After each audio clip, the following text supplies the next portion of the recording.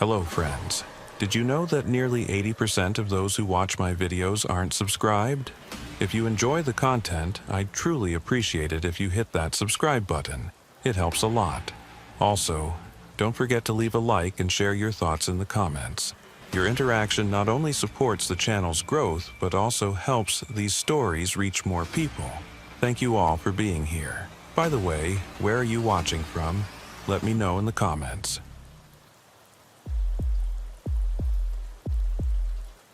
There's a particular kind of silence you get on West Texas highways after midnight. It's not just quiet, it's the absence of everything. No radio stations come through clean. No cell towers strong enough to hold a signal for more than a mile. Just you, the asphalt, and the kind of darkness that makes you understand why people used to fear the night. I've been with the Texas Highway Patrol for 11 years now, and I thought I'd seen everything these roads had to offer.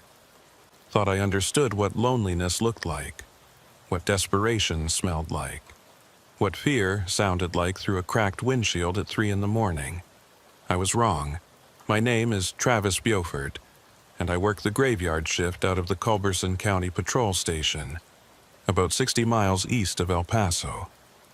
It's not glamorous work. Most nights I'm writing speeding tickets to truckers running late on their hauls, or calling in roadkill so the morning crew can scrape it off the blacktop before it causes an accident. Sometimes I pull over a drunk driver weaving between lanes. Sometimes I find a stranded motorist with a blown tire and no spare. It's routine, predictable, safe, in the way that routine makes anything safe. You stop thinking about what could happen because you've seen what does happen, and it's always the same. But that night, October 14th, 2011, started differently. Started with a call that didn't make sense from the beginning, and only got worse the deeper I looked. Dispatch came over the radio at 11:43 p.m., Unit 742. We've got a possible 1050 on Interstate 10 westbound, mile marker 217. Single vehicle. Caller reports seeing debris in the roadway. No confirmation of injuries. I keyed up. 742 copies. Show me en route. ETA 12 minutes. I was finishing up a fuel stop at a truck plaza just outside Van Horn, about 15 miles east of the reported location. I flipped on my light bar and pulled out onto the highway, pushing 75 in a 65 zone. Not racing, just moving with purpose. You learn to gauge urgency by the way dispatch delivers information.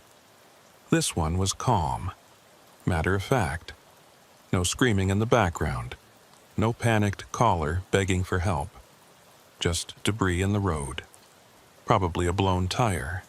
Maybe a lost cargo strap.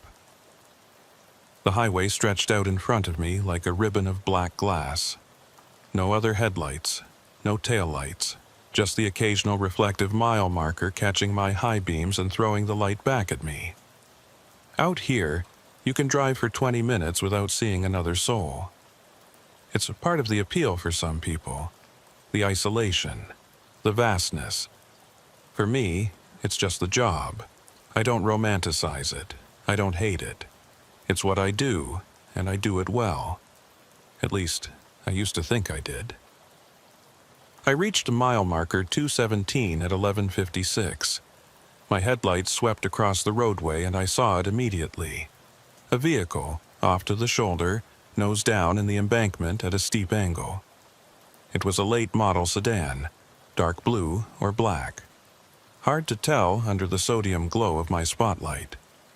The rear end was still partially on the shoulder, hazard lights blinking in a slow hypnotic rhythm. No other vehicles around. No skid marks leading up to the point of departure from the road. No visible debris field. Just the car, sitting there like it had been gently placed. I pulled up behind it, angled my unit to block the lane, and activated my rear flashers. Standard traffic safety protocol. Then I radioed in. 742 on scene, mile marker 217 westbound. Single vehicle off roadway. No visible occupants. Stand by for further. Dispatch acknowledged. I stepped out of my unit, flashlight in hand, and approached the vehicle on foot. The night air was cool. Not cold, but enough to make you zip up your jacket. There was a faint smell of engine coolant in the air, sharp and chemical. The front bumper was crumpled, but not severely. The kind of damage you get from a low-speed impact with an immovable object.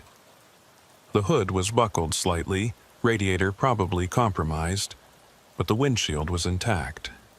Airbags hadn't deployed. I illuminated the interior with my flashlight. Driver's seat empty. Passenger seat empty.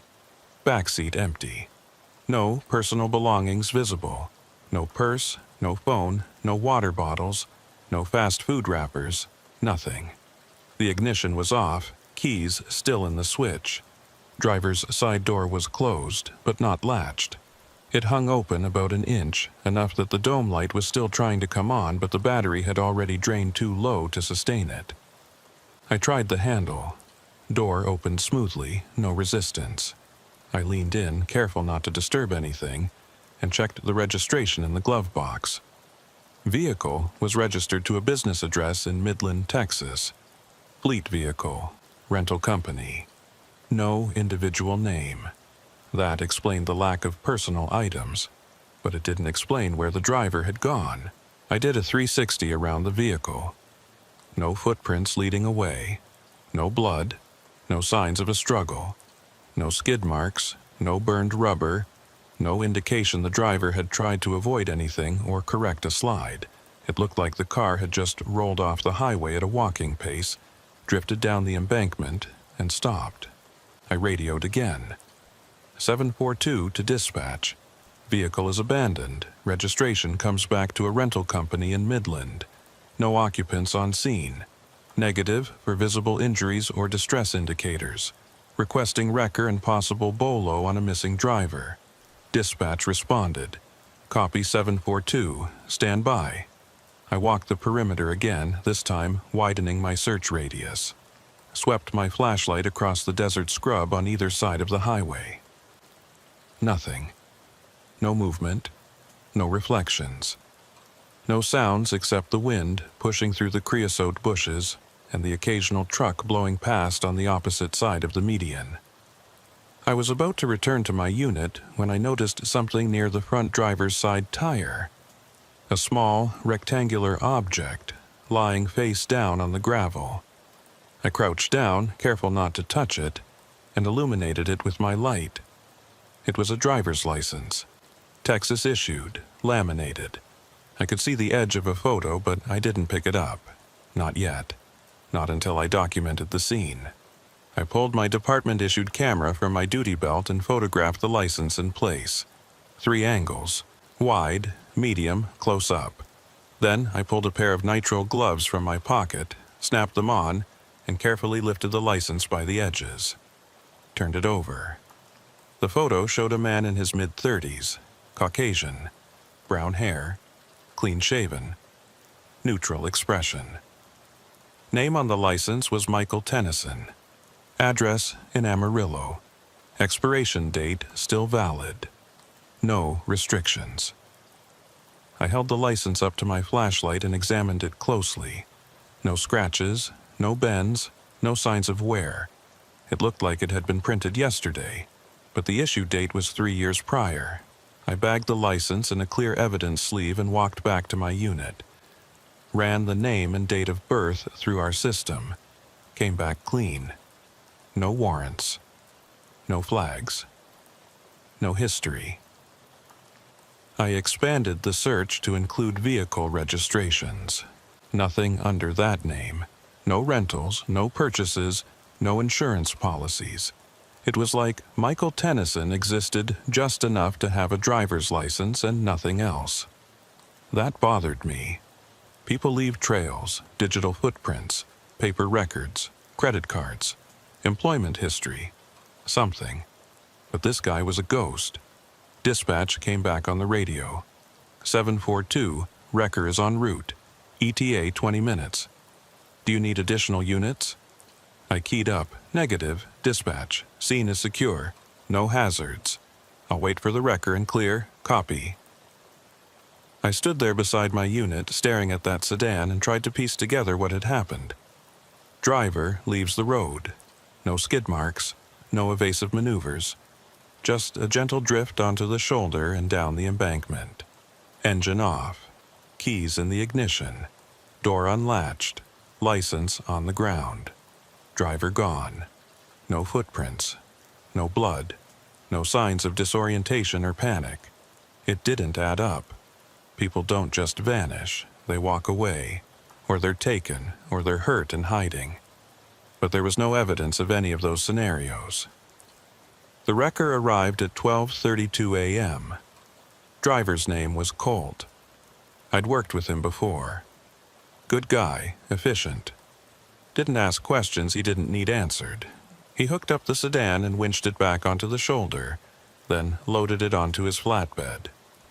I handed him the incident report number and told him to take it to the impound yard in Van Horn.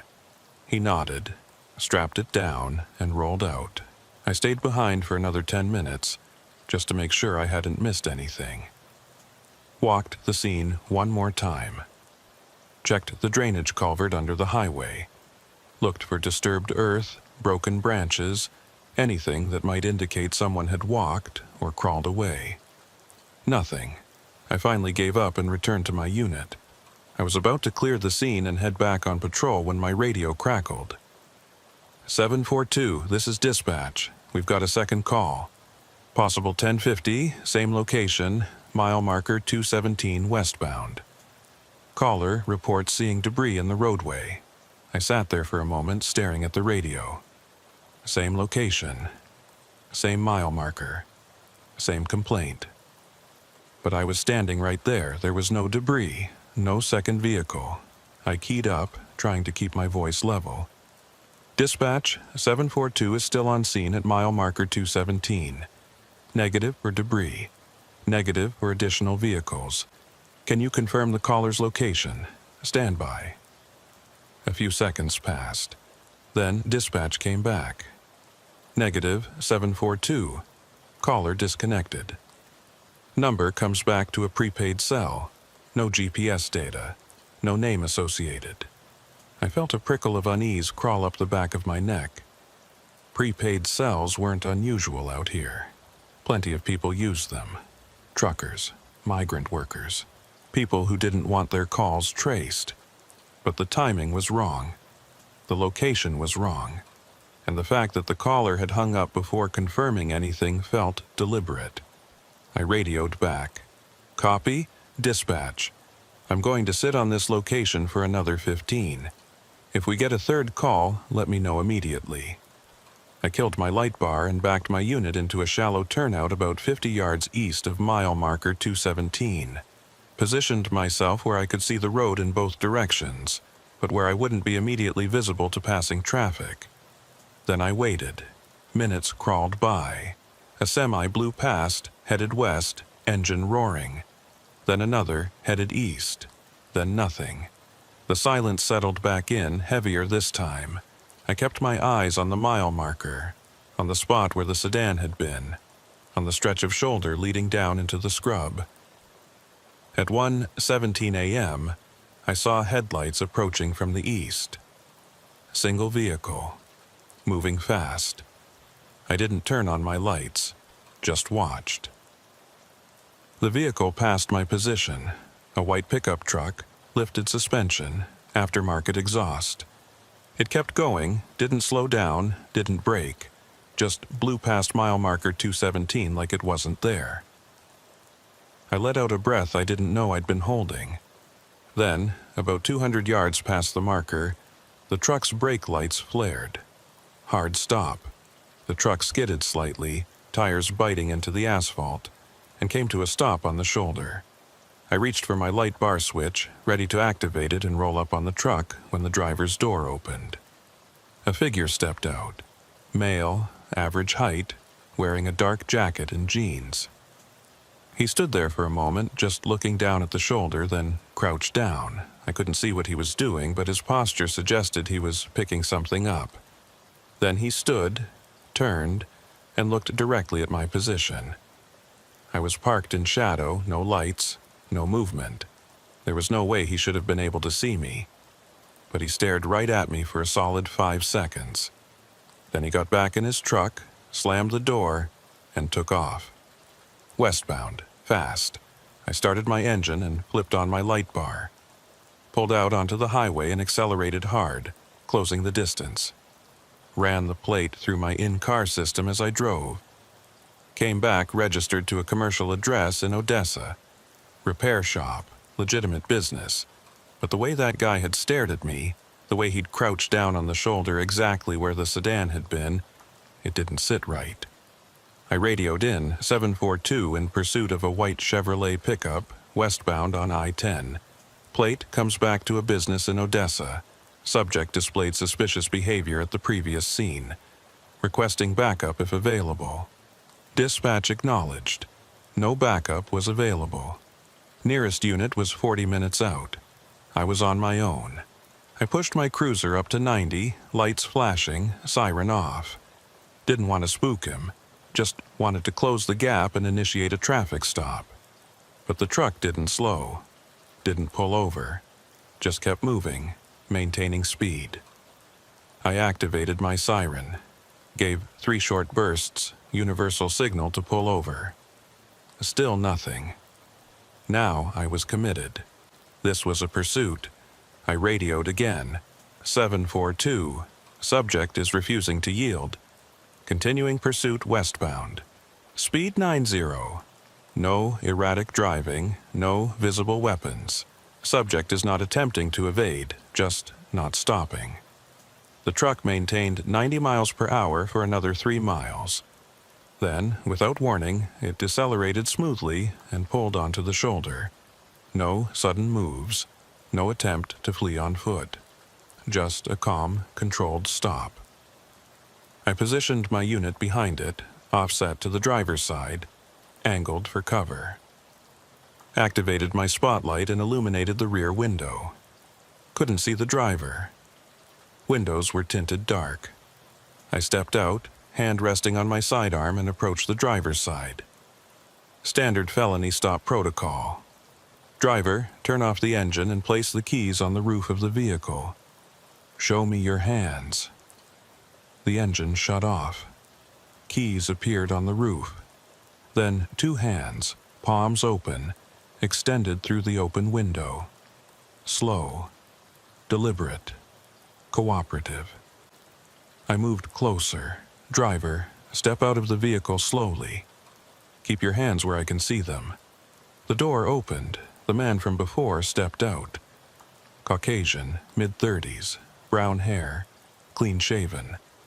He looked at me with an expression I couldn't quite read. Not hostile, not afraid, just knowing. Like he'd been expecting me. I moved him away from the truck and positioned him against the side, hands on the roof. Standard pat-down, no weapons, no contraband, just a wallet, a cell phone, and a set of keys. I pulled his driver's license. The name on the license was Michael Tennyson. I stood there on the shoulder of Interstate 10, holding 2 driver's licenses with the same name, same photo, same date of birth, and I felt something shift in my understanding of what was happening. This wasn't a simple abandoned vehicle call anymore. This wasn't a confused driver who'd wandered off after a minor accident. This was something else entirely, and every instinct I'd developed over 11 years of patrol work was telling me to call it in, to get backup, to let someone else figure out what the hell was going on. But the nearest unit was 40 minutes away, and the man standing in front of me with his hands on the roof of his truck was calm, cooperative, and apparently impossible. I kept my hand near my sidearm and took a step back, maintaining distance. "Sir, I need you to explain something to me. I just found this license at an accident scene 3 miles back.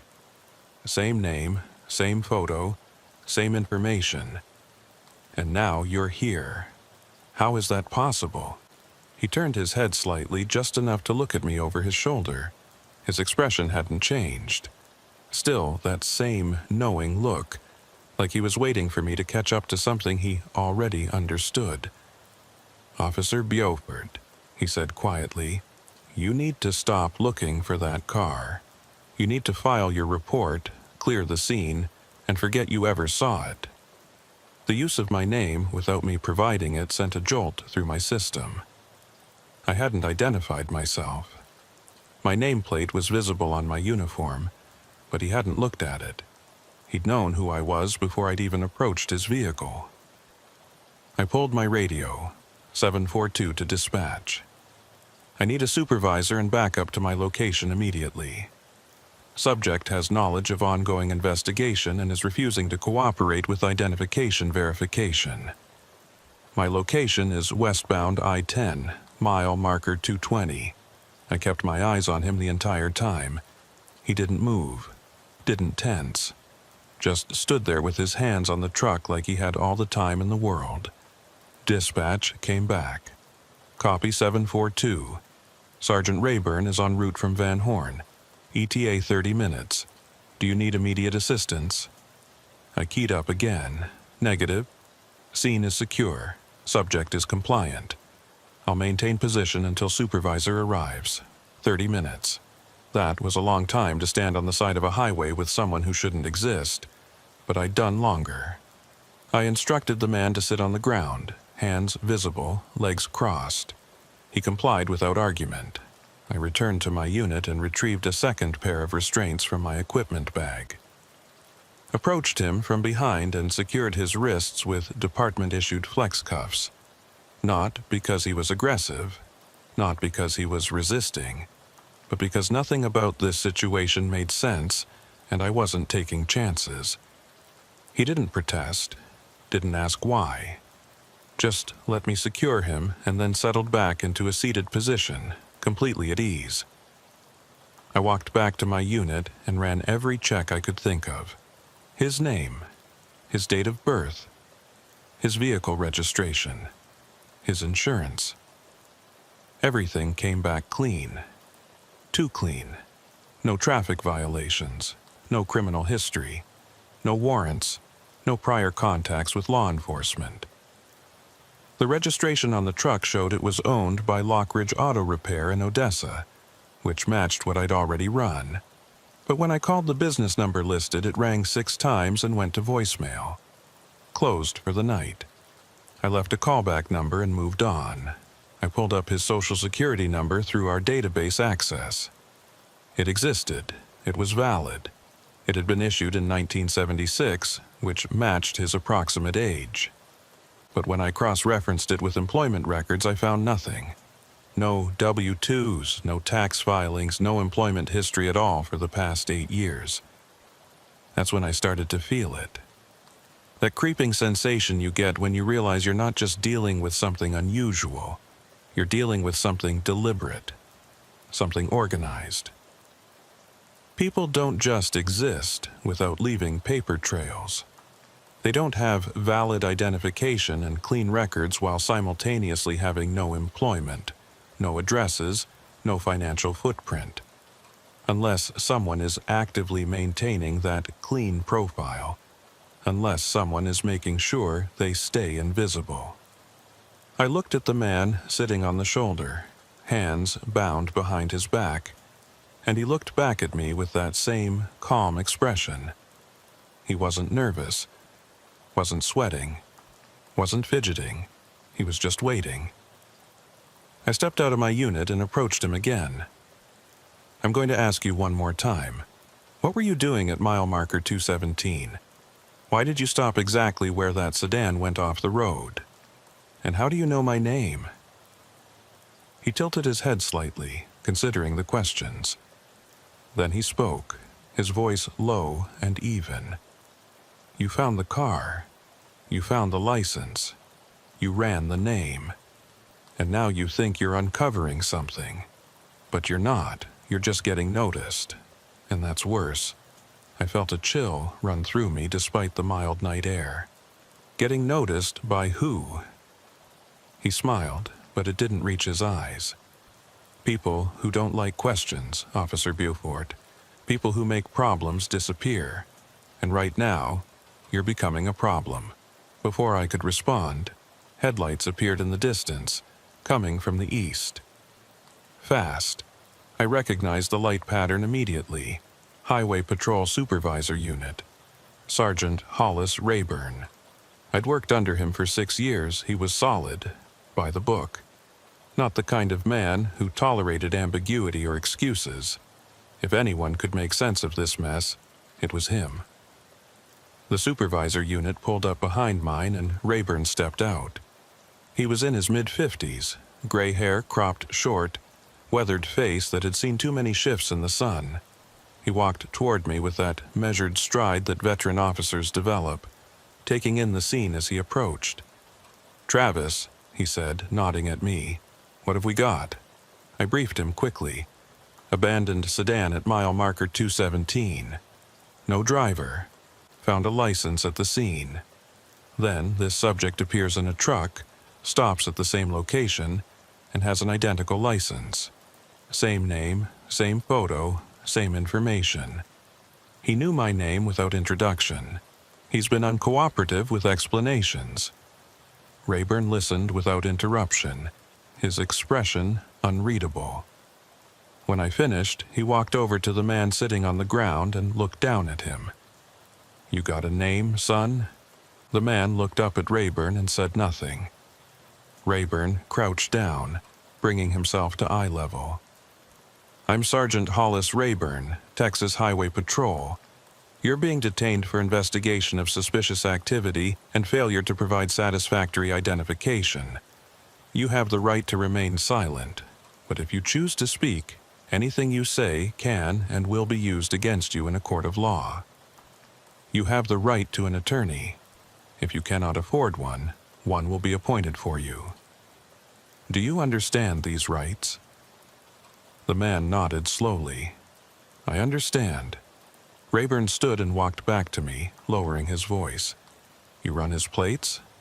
I nodded. "Comes back to a repair shop in Odessa." I called the number. Closed. No answer. Rayburn pulled his radio. "Dispatch, this is Unit 5-1. I need a records check on Lockridge Auto Repair, Odessa, Texas. Business license, owner information, anything you've got.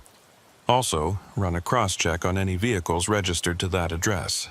Dispatch acknowledged. We waited. The man on the ground remained motionless, his gaze fixed on some point in the distance. A few minutes later, dispatch came back. 5-1, Lockridge Auto Repair is a registered business. Owner of record is Etta May Lockridge. Business license current. No complaints, no violations. 12 vehicles registered to that address, all commercial. The truck at your location matches one of them. Rayburn looked at me. "So the truck's legit, the business is legit. But this guy's still not making sense." I pulled the 2 licenses from my pocket and handed them to Rayburn. He examined them under his flashlight, flipping between the 2, comparing every detail. They were identical. Same microprint, same holographic overlay, same magnetic strip encoding. If one was a fake, it was the best fake either of us had ever seen. Rayburn handed them back to me. "We need to bring him in, process him properly, get his prints, run facial recognition, see if he's got a twin or if someone's running a duplication scheme." I agreed. But before we could move, the man on the ground spoke again. "You can bring me in, you can fingerprint me, you can run every check you want. But it won't matter. By the time you figure out what's happening, you'll be too deep to walk away." Rayburn's expression hardened. "Is that a threat?" The man shook his head. "It's a warning." Rayburn pulled him to his feet, not roughly but firmly. "We're taking you to the Van Horn station. You'll be processed there. If you've got something to say, you'll say it on record." The man didn't resist. We loaded him into the back of Rayburn's unit, secured behind the partition. I followed in my cruiser, the white pickup truck left on the shoulder with a hold notice for impound.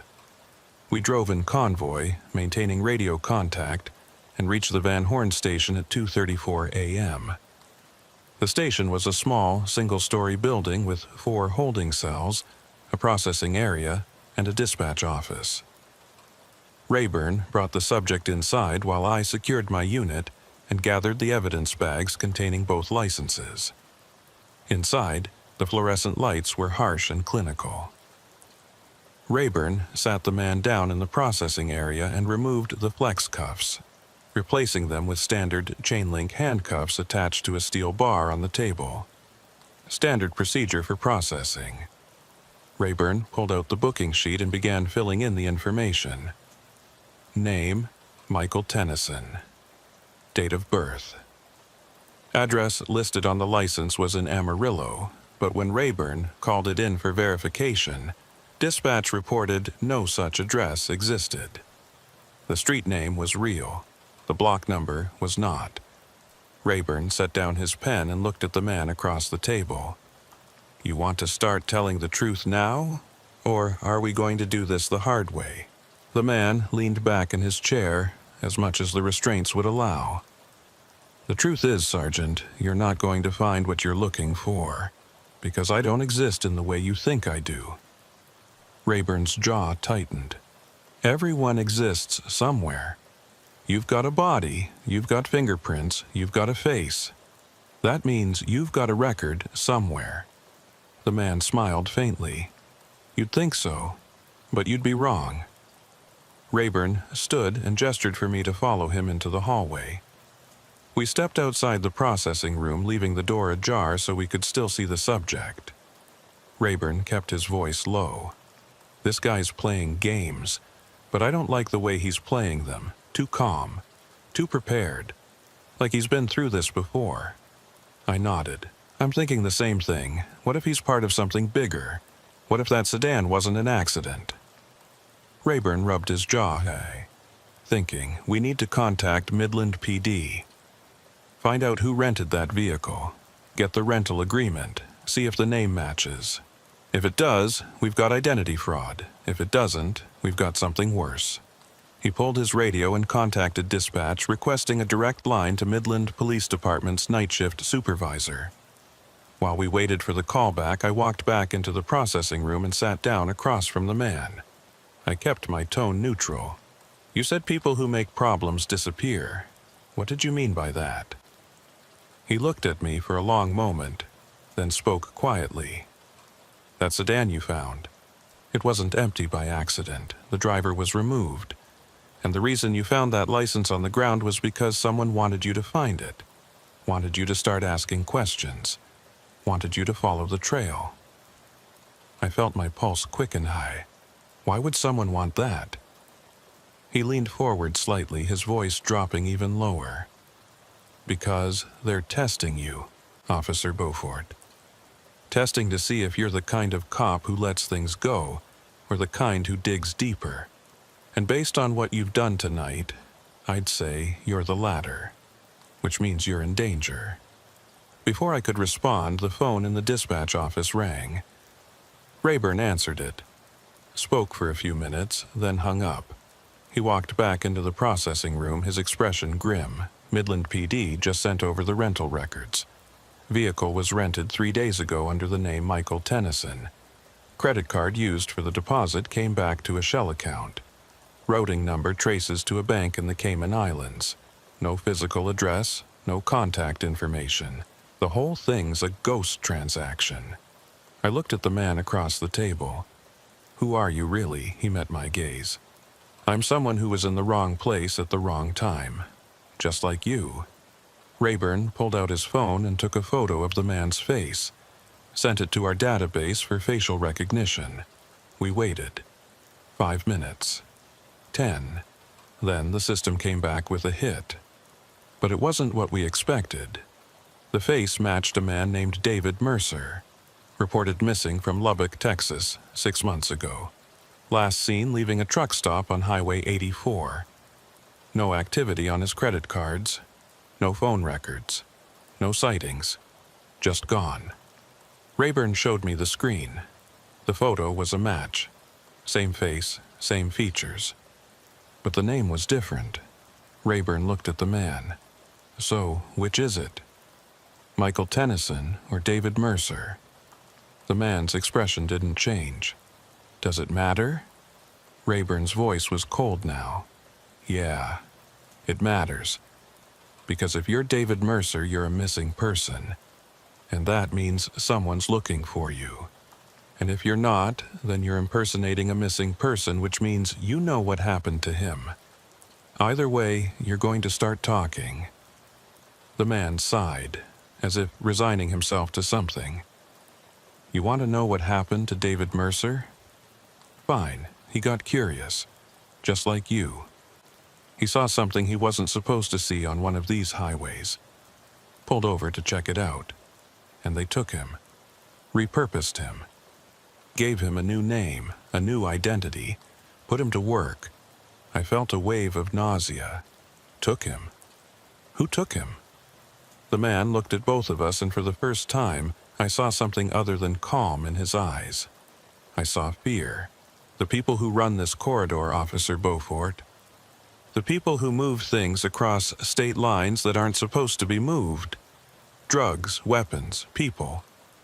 They've got cops on payroll, mechanics, dispatchers, anyone who can keep their operations running smooth.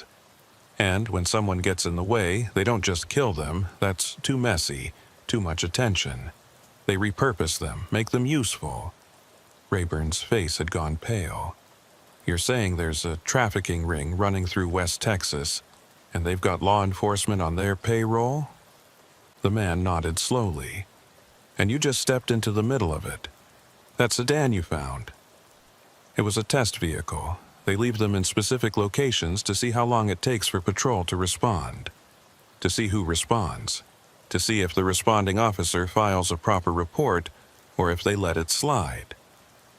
You didn't let it slide, Officer Beaufort. You documented everything. You followed procedure. And now they know you're not one of theirs. Rayburn and I exchanged a look. If this was true, if even half of what he was saying was true, then we weren't just dealing with a suspicious person. We were dealing with organized crime on a scale that neither of us had ever encountered in this county. Rayburn pulled his radio. Dispatch, this is Unit 5-1. I need to speak with the county sheriff immediately. Priority 1, patch me through. But before dispatch could respond, the lights in the station went out. All of them. Emergency lighting kicked in a second later, bathing everything in dim red. Rayburn's hand went to his sidearm. Travis, check the perimeter. I'm staying with the subject. I drew my weapon and moved toward the front entrance. Every sense heightened. The station had backup generators. The lights shouldn't have gone out. Not completely. I reached the front door and looked out through the reinforced glass. 3 vehicles were parked in the lot that hadn't been there before. Dark SUVs. No markings. No lights. And standing in front of them were 6 men in tactical gear, faces covered, weapons drawn. They weren't moving, just standing there, watching. I keyed my radio. Sarge, we've got a problem. The red emergency lighting cast everything in a crimson haze that made it hard to distinguish shapes from shadows. I stood at the front entrance of the Van Horn station, weapon drawn, watching 6 armed men in tactical gear standing motionless in the parking lot.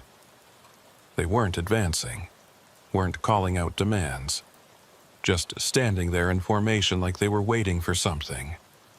Or someone. My radio crackled. Rayburn's voice came through tense and controlled.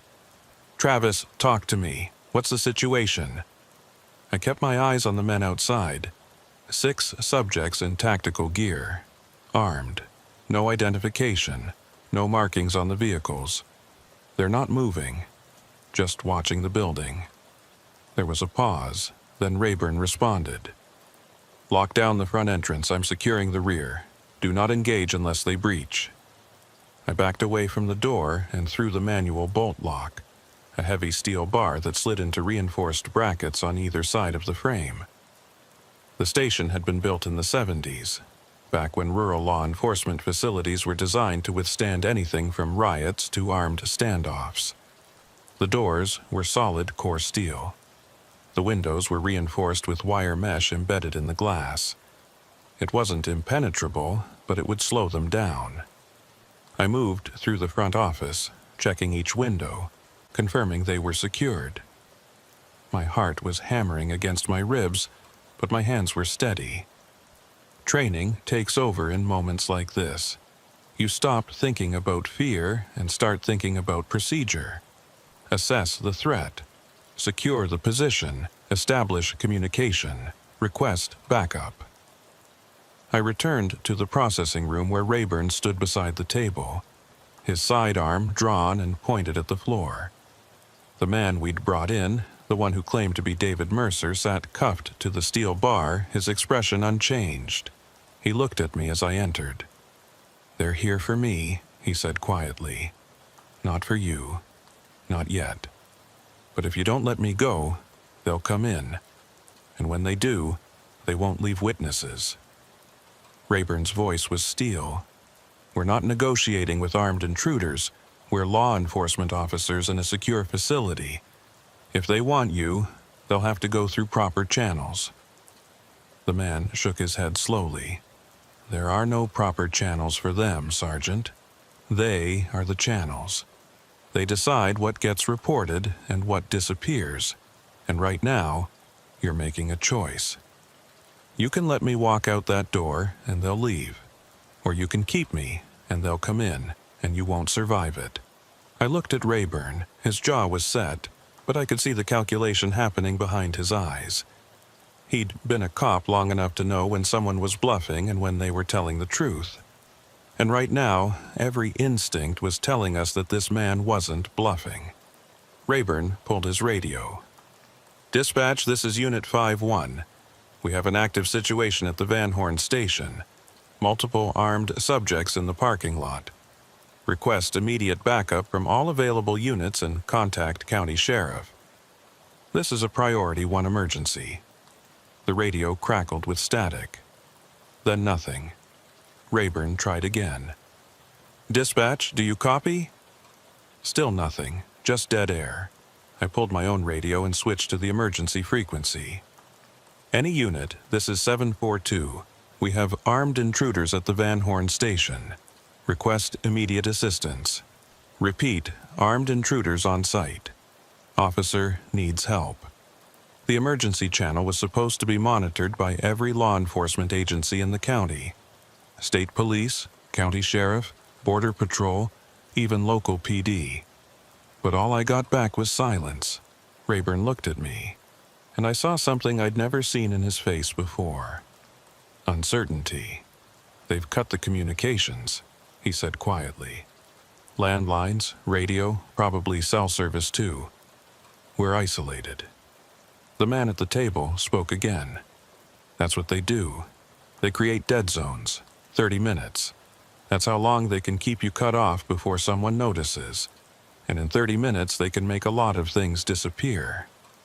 I moved to the window and carefully looked out through the wire mesh. The 6 men hadn't moved.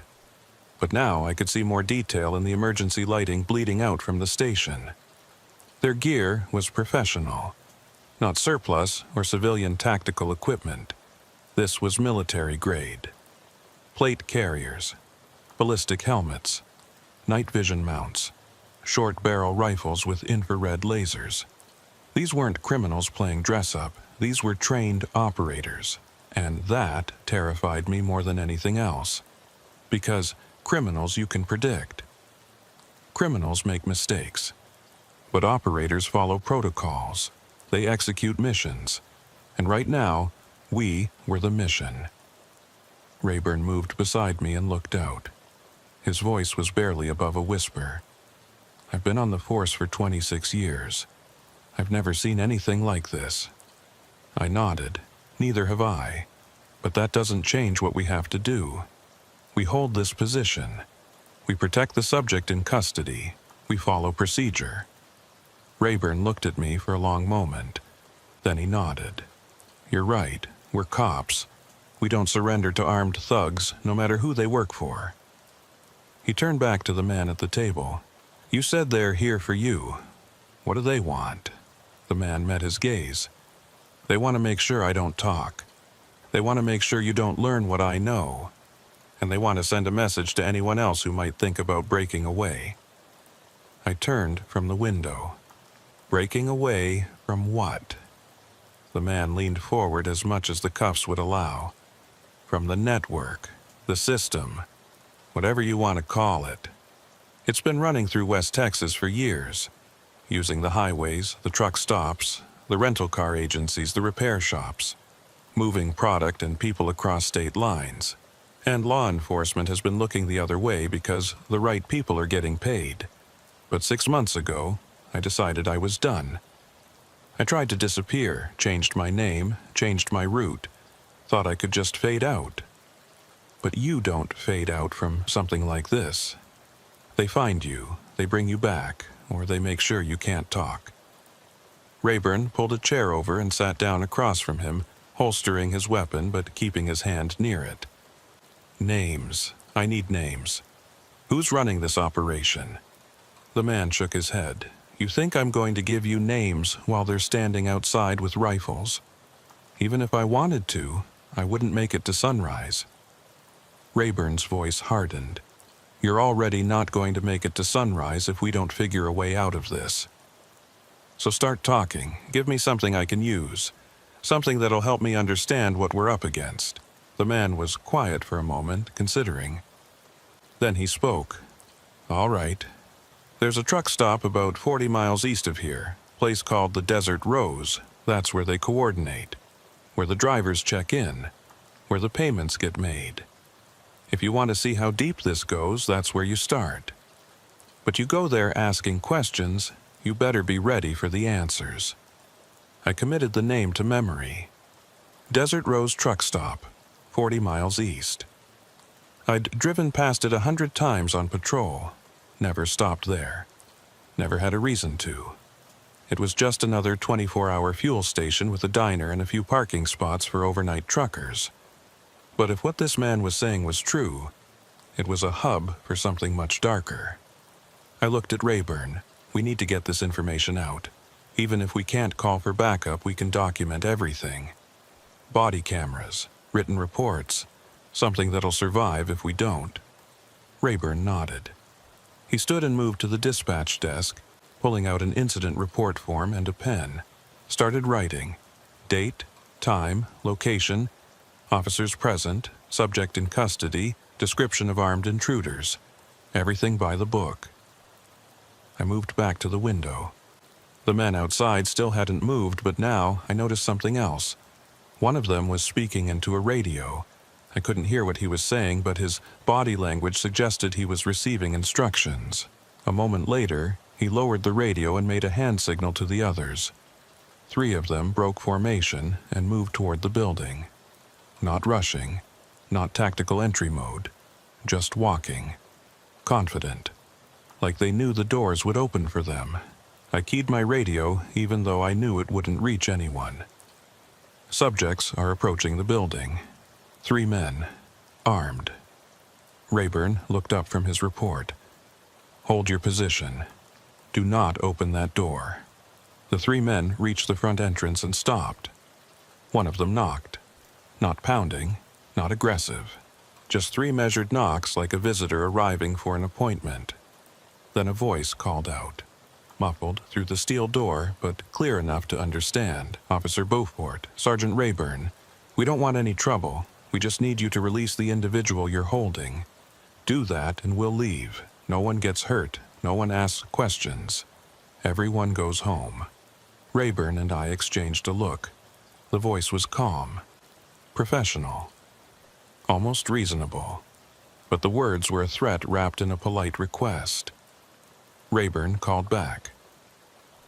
This is a law enforcement facility. The individual in our custody is being held on suspicion of multiple felonies, including identity fraud and obstruction of justice. If you want him released, contact the county district attorney and file the proper paperwork. There was a pause.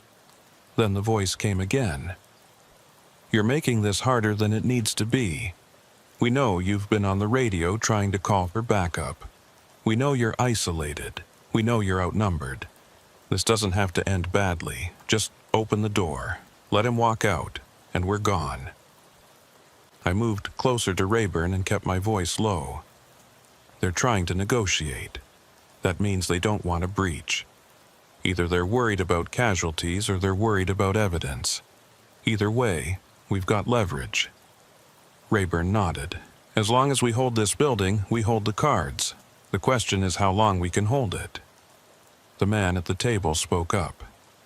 You can't hold it. They've got explosives, breaching charges. If you don't open that door in the next 5 minutes, they'll blow it open. And when they do, they'll throw flashbangs and gas canisters. You'll be blind and choking before you can even aim your weapons. Rayburn turned to him.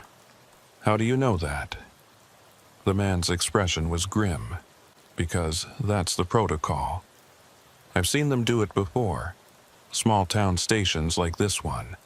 They hit them fast, overwhelm the officers inside, take what they need, burn the place down to cover the evidence, and by the time anyone figures out what happened, they're 3 states away. I felt a cold weight settle in my stomach. We need a plan. Rayburn looked at me. You know this building better than I do. Is there any other way out? I ran through the layout in my mind. The station was a simple rectangular structure. Front entrance, rear exit, 4 holding cells along the back wall, dispatch office, processing room, storage closet. No windows big enough to climb through. No ventilation shafts large enough to crawl through. No basement, no attic. If they breached the front and rear simultaneously, we'd be trapped in the middle with nowhere to go. I shook my head. No secondary exits, but we've got the holding cells. Steel doors, reinforced walls. If it comes down to it, we lock ourselves in and wait them out. Rayburn considered this. It's not ideal, but it's better than getting caught in a crossfire. He looked at the man cuffed to the table. You're coming with us. The man nodded. I expected that. Rayburn pulled his keys and unlocked the cuffs from the steel bar, then re-secured them in front of the man instead of behind. Gave him enough mobility to move, but not enough to be a threat. Then Rayburn pulled his sidearm again and gestured toward the back hallway. Move. We walked in single file, Rayburn in front, the man in the middle. Me bringing up the rear, weapon drawn, eyes on every corner. The red emergency lighting made everything look like a scene from a nightmare. Shadows stretched and twisted. Every sound seemed amplified. The hum of the backup generator, the creak of old floorboards, the faint whisper of wind through the ventilation system. We reached the holding cells. 4 identical units, each with a steel door, a small observation window, and a concrete bench inside. Rayburn opened the second cell and motioned for the man to enter. He did so without resistance. Rayburn closed the door and locked it, then turned to me. You take cell 3, I'll take cell 4. We keep the doors unlocked from the inside. If they breach, we lock ourselves in. If they try to burn us out, we use the fire extinguishers in the hallway. And if they get through the cell doors, we fight. I nodded, understood. I moved into cell 3 and positioned myself where I could see the hallway through the observation window. Rayburn did the same in cell 4. And then we waited. The minutes stretched out. I counted my breaths, checked my ammunition. 17 rounds in my Glock, 2 spare magazines on my belt. 51 rounds total. More than I'd ever fired in the line of duty, but maybe not enough for what was coming. I thought about my training, active shooter protocols, barricaded suspect procedures, tactical entry responses. But none of it covered this. None of it prepared you for the moment when you realized the people outside weren't criminals. They were something else. Something with resources and planning and the kind of institutional support that made them untouchable. Then I heard it. A metallic scraping sound from the front of the building, followed by a dull thud. Then silence. I keyed my radio knowing Rayburn could hear me even if no one else could. They're setting charges.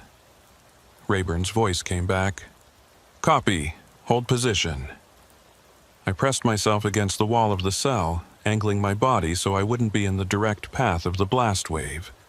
covered my ears, opened my mouth slightly to equalize pressure, and waited. The explosion, when it came, was louder than I expected. A sharp crack followed by a deep boom that rattled the entire building. The lights flickered. Dust fell from the ceiling. My ears rang despite the precautions, and then I heard shouting, multiple voices, boots on concrete, the sound of men moving with purpose. They were inside. I raised my weapon and sighted down the hallway. Saw movement, shadows flickering in the emergency lighting. 2 figures appeared at the end of the corridor, tactical gear, rifles raised. They moved like professionals, smooth, coordinated, covering each other's angles. I held my fire. Didn't want to give away my position. Not yet. They reached the processing room, cleared it, moved to dispatch. Cleared that too. Then they started down the hallway toward the holding cells. That's when Rayburn made his move. He stepped out of cell 4, weapon raised, and shouted, "Drop your weapons! Texas Highway Patrol! Get on the ground now!" The 2 men didn't hesitate. They pivoted and opened fire. The muzzle flashes were blinding in the dim light. I heard Rayburn return fire. 3 shots. 4. Then a grunt of pain. I stepped out of my cell and engaged the nearest target. 2 rounds center mass. He went down. The second man turned toward me, and I put 3 more rounds into him before he could bring his rifle to bear. He dropped. The hallway fell silent except for the ringing in my ears and the sound of labored breathing. I moved toward Rayburn's cell, found him slumped against the wall, hand pressed to his side, blood seeping between his fingers. "Sarge, talk to me. How bad is it?" He grimaced, through and through. "Feels like it missed anything vital, but I'm bleeding pretty good." I pulled my first aid kit from my belt and tore open a quick clot gauze pack. Pressed it against the entry wound. Held pressure. Rayburn hissed in pain but didn't pull away. I heard more voices from the front of the building. More men entering. We were out of time. I looked at Rayburn. "We can't hold them." He nodded, his face pale. "I know. Get to the evidence. Get it out."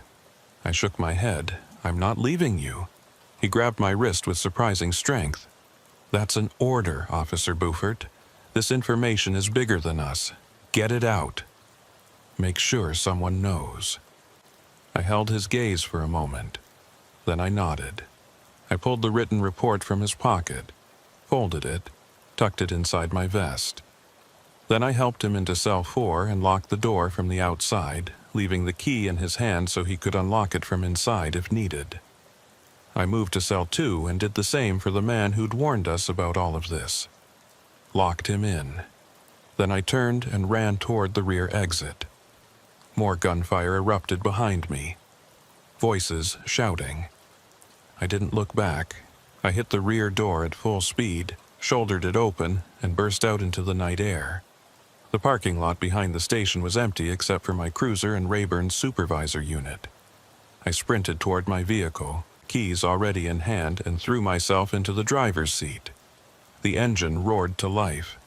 I threw it into reverse and punched the accelerator. Tires screamed on the pavement. I saw 2 men emerge from the rear door, rifles raised. Heard the crack of bullets punching through metal. My rear window exploded. I shifted into drive and floored it, fishtailing out of the lot and onto the access road. More gunfire. My side mirror disintegrated. A round punched through the rear panel and exited through the dashboard, missing my leg by inches. I kept driving. Didn't slow down, didn't look back. Just focused on the road ahead and the report pressed against my chest. The report that might be the only thing that survived this night. I drove east on Interstate 10 with no lights, no sirens, just the engine screaming and the wind howling through the shattered rear window. My hands were locked on the steering wheel, knuckles white. Every instinct screaming at me to keep moving, put distance between myself and whatever had just happened at the Van Horn station. The report was pressed against my chest inside my vest, and I could feel it there like a lead weight. Physical evidence, written testimony, names and locations and details that could bring down an entire network if I could just get it to the right people. If I could survive long enough to make that happen. My radio was still dead. No dispatch, no backup channels, no emergency frequency. Just static. I tried my cell phone. No signal. They'd said 30 minutes. That's how long they could keep a dead zone active. I checked my watch. It had been 18 minutes since the lights went out at the station. 12 minutes left before communications came back online. 12 minutes before I could call for help. 12 minutes before anyone even knew something had gone wrong. I had to stay mobile, had to keep moving. The moment I stopped, the moment I became a stationary target, they'd find me. And I had no illusions about what would happen if they did. I passed mile marker 243, 244, 245. The highway was empty. No other vehicles. No trucks. No civilians. Just me and the broken white lines disappearing under my hood. I kept checking my mirrors, expecting to see headlights behind me, expecting to see those dark SUVs bearing down on my position. But there was nothing. Just darkness. And somehow that was worse, because it meant they weren't chasing me. They didn't need to. They knew where I was going, knew the roads I'd take, knew the places I might run to. They'd been doing this long enough to understand how cops think, how we react under pressure, what routes we choose when we're desperate. The Desert Rose truck stop appeared ahead, exactly where the man at the station had said it would be, 40 miles east. I'd driven past it countless times without a second thought. It was just another fuel station with a diner attached, the kind of place where truckers grabbed coffee and a meal before pushing on to their next delivery. But now, looking at it through the lens of everything I'd learned tonight, it took on a different quality. The lights were too bright, the parking lot too organized, the semi-trucks lined up in perfect rows like soldiers at attention.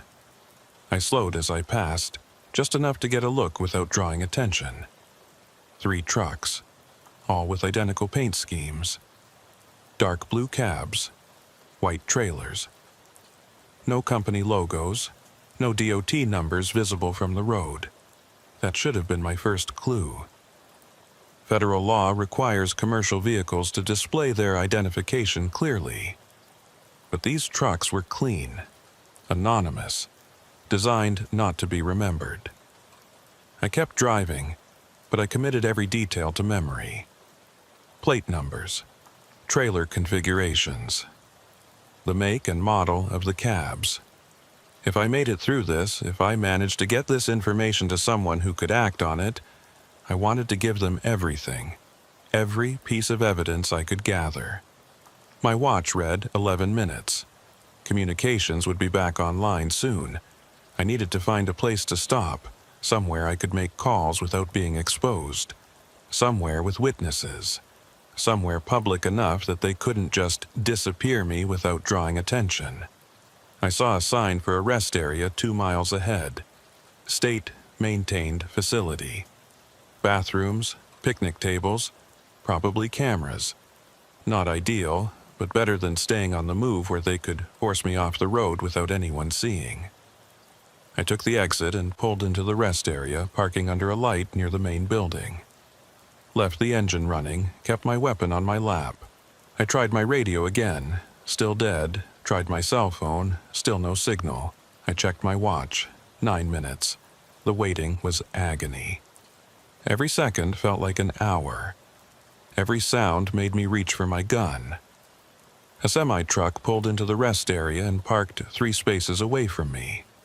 The driver climbed out, stretched, and walked toward the restrooms without looking in my direction. Normal. Routine. But my hand stayed on my weapon anyway. I couldn't trust normal anymore, couldn't trust routine. Everything was suspect now. 8 minutes. I pulled the report from inside my vest and read through it again. Rayburn's handwriting was precise, methodical. He'd documented everything: the abandoned sedan, the duplicate licenses, the man claiming to be David Mercer, the armed intruders, the communications blackout, the assault on the station, names, times, badge numbers, everything an investigator would need to start building a case. But it was just paper, just words. Without corroboration, without physical evidence, without witnesses who'd survived to testify, it was just a story, a conspiracy theory, something that could be dismissed or discredited or buried in a file cabinet somewhere. 7 minutes. The truck driver emerged from the restroom and walked back to his vehicle, climbed into the cab, started the engine. But he didn't leave, just sat there with the engine idling. I watched him in my side mirror, couldn't see his face. Couldn't tell if he was looking at me or just checking his logbook or talking on his CB radio. But something about the way he'd positioned his truck, angled so he had a clear line of sight to my cruiser, made the hair on the back of my neck stand up. I put my hand on the gear shift, ready to move if I needed to. 6 minutes. Another vehicle entered the rest area. A dark sedan, not an SUV like the ones at the station, but similar. Government plates, tinted windows.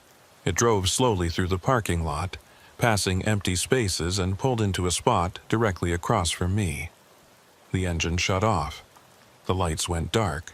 Nobody got out. I couldn't see through the tinted windows, couldn't tell how many people were inside. But I knew with absolute certainty that this wasn't a coincidence. Knew that they'd found me, knew that I had maybe seconds before they made their move. I threw my cruiser into reverse and backed out of the space. The sedan's headlights flashed on. High beams. Blinding. I shifted into drive and floored the accelerator. Heard the roar of the truck's diesel engine as it lurched forward, trying to cut me off. I jerked the wheel hard right, cutting across 2 empty spaces, and shot toward the exit ramp. The sedan followed. So did the truck. I hit the on-ramp doing 60 and merged back onto the interstate. Checked my mirrors. Both vehicles were behind me now, closing fast. 5 minutes, I pushed the cruiser harder. 70, 80, 90. The engine was screaming. The steering wheel shook. Wind tore through the broken rear window like a living thing. The sedan matched my speed easily, staying 3 car lengths back. The truck was falling behind but still visible, headlights bouncing in my rearview mirror. I needed to lose them. Needed to create enough distance that I could pull over and make a call the moment communications came back online. But the highway was straight and flat and empty, and there was nowhere to hide. 4 minutes. I saw another exit ahead. Small, 2-lane road heading north into ranch country. No lights, no civilization. But maybe that's what I needed. Maybe I could lose them in the darkness, find a ranch house with a landline, call for help before they tracked me down. It was a risk, but staying on the interstate was a guaranteed dead end. I took the exit without signaling, cranking the wheel at the last possible second. The cruiser's tires screamed. The back end slid out. I corrected, fighting for traction, and shot up the exit ramp. The sedan followed. The truck stayed on the interstate. Maybe it was too big to make the turn. Maybe it was going somewhere else. I didn't have time to wonder. 3 minutes, the 2-lane road stretched out ahead, cutting through empty desert scrubland. No houses, no lights, no signs of human presence. Just pavement and darkness and the sedan's headlights growing larger in my mirror. I pushed harder. The cruiser's speedometer hit 100, 110, 120. The steering was getting loose. The front end was starting to float. I was pushing the vehicle beyond its limits, but I had no choice. If I slowed down, they'd catch me. If they caught me, I was dead. And the report would die with me. 2 minutes, the sedan was gaining. Whoever was driving knew what they were doing. Professional. Controlled. Not trying to ram me or run me off the road, just maintaining pressure, keeping me moving, herding me towards something. I realized with a sinking feeling that this wasn't a chase. This was a hunt. They were driving me toward a predetermined location. Somewhere they'd already prepared. Somewhere they could finish this without witnesses. I saw it ahead, a roadblock. 2 vehicles parked nose to nose across the highway. Dark SUVs. The same ones from the station. 1 minute. I had seconds to decide. I could brake and try to turn around, but the sedan would rear-end me before I completed the maneuver. I could try to ram through the roadblock, but that would destroy my cruiser and leave me on foot. Or I could leave the road. Take my chances in the desert. Hope the cruiser's suspension could handle the terrain long enough to create distance. It wasn't a good option, but it was the only option I had. I jerked the wheel right and left the pavement. The cruiser bucked and jumped as it hit the hardpack. Sagebrush scraped against the undercarriage. Rocks pinged off the frame. The steering wheel fought my grip, but I stayed on the accelerator, kept moving. 30 seconds.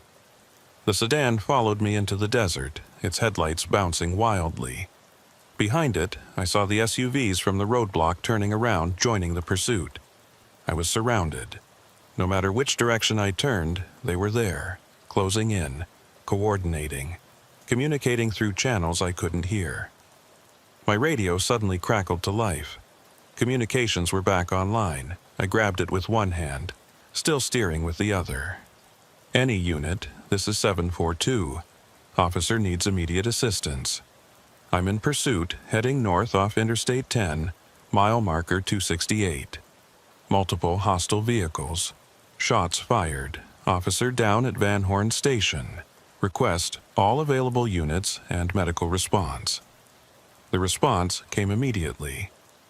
But it wasn't dispatch. It was a voice I didn't recognize. Calm. Professional. Almost sympathetic. Officer Beaufort, this is Unit 742. Your unit is no longer active. Your badge number has been flagged. Return to the station for debriefing. I felt ice flood through my veins. They'd already gotten into the system, already marked me as compromised, already made it so that any call I made, any request for help, would be filtered through their people first. I was completely cut off. I keyed up again, trying a different approach. This is Officer Travis Beaufort, Texas Highway Patrol. I have evidence of organized criminal activity involving law enforcement corruption. I need to speak with Internal Affairs immediately. Another voice came back. Different person, same tone. Officer Beaufort, stand down. You are ordered to return to base. Any further unauthorized transmissions will result in disciplinary action.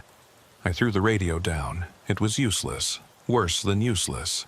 Every time I transmitted, I was giving them my position, helping them triangulate me. I had to go dark, had to disappear. But how do you disappear when they control the roads, the communications, the entire infrastructure you've relied on your entire career? The answer was simple. You don't. You make them think you've disappeared. Then you hit them from an angle they're not expecting. I saw a deep wash ahead, a dry creek bed cutting through the desert. I aimed for it and sent the cruiser airborne for a brief, stomach-dropping moment. We hit the bottom hard. The suspension compressed. Something underneath snapped. But the engine kept running. I followed the wash east, using the banks for cover, keeping my lights off. The pursuing vehicles overshot my position, their headlights sweeping past overhead. I heard engines revving, voices on radios. They were looking for me, but for the moment, I'd vanished.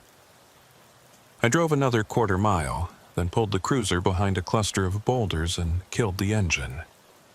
I sat in the darkness, listening, hearing my own heartbeat, feeling the report pressed against my chest. I pulled it out and looked at it one more time. Then I took out my cell phone.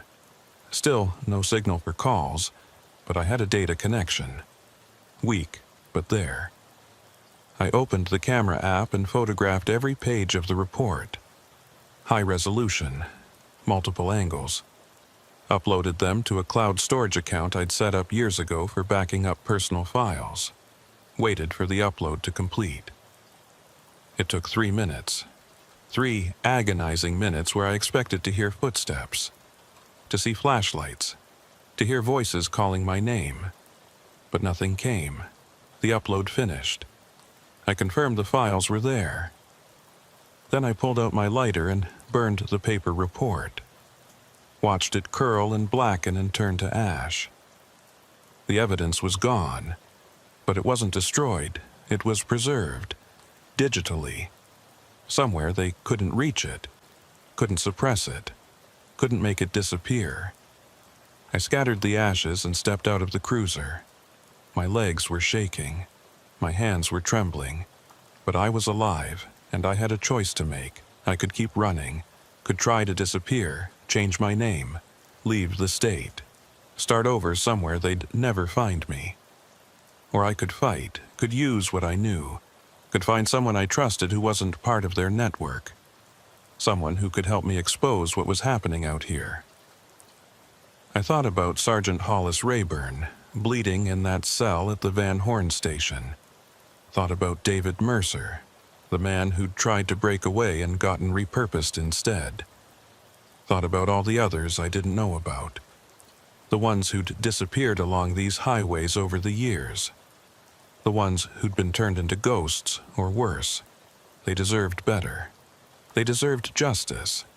And I was the only one left who could give it to them. I started walking. Not back toward the highway.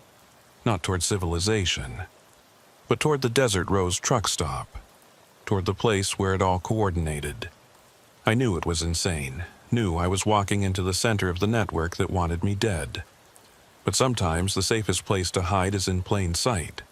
Sometimes the best way to survive is to become invisible. And sometimes the only way to win is to change the rules of the game entirely. I reached the truck stop just before dawn. The parking lot was emptier now. Only one of those anonymous trucks remained, engine idling, driver nowhere visible. I circled around to the rear of the building, found the service entrance. Unlocked, I pushed it open and stepped inside.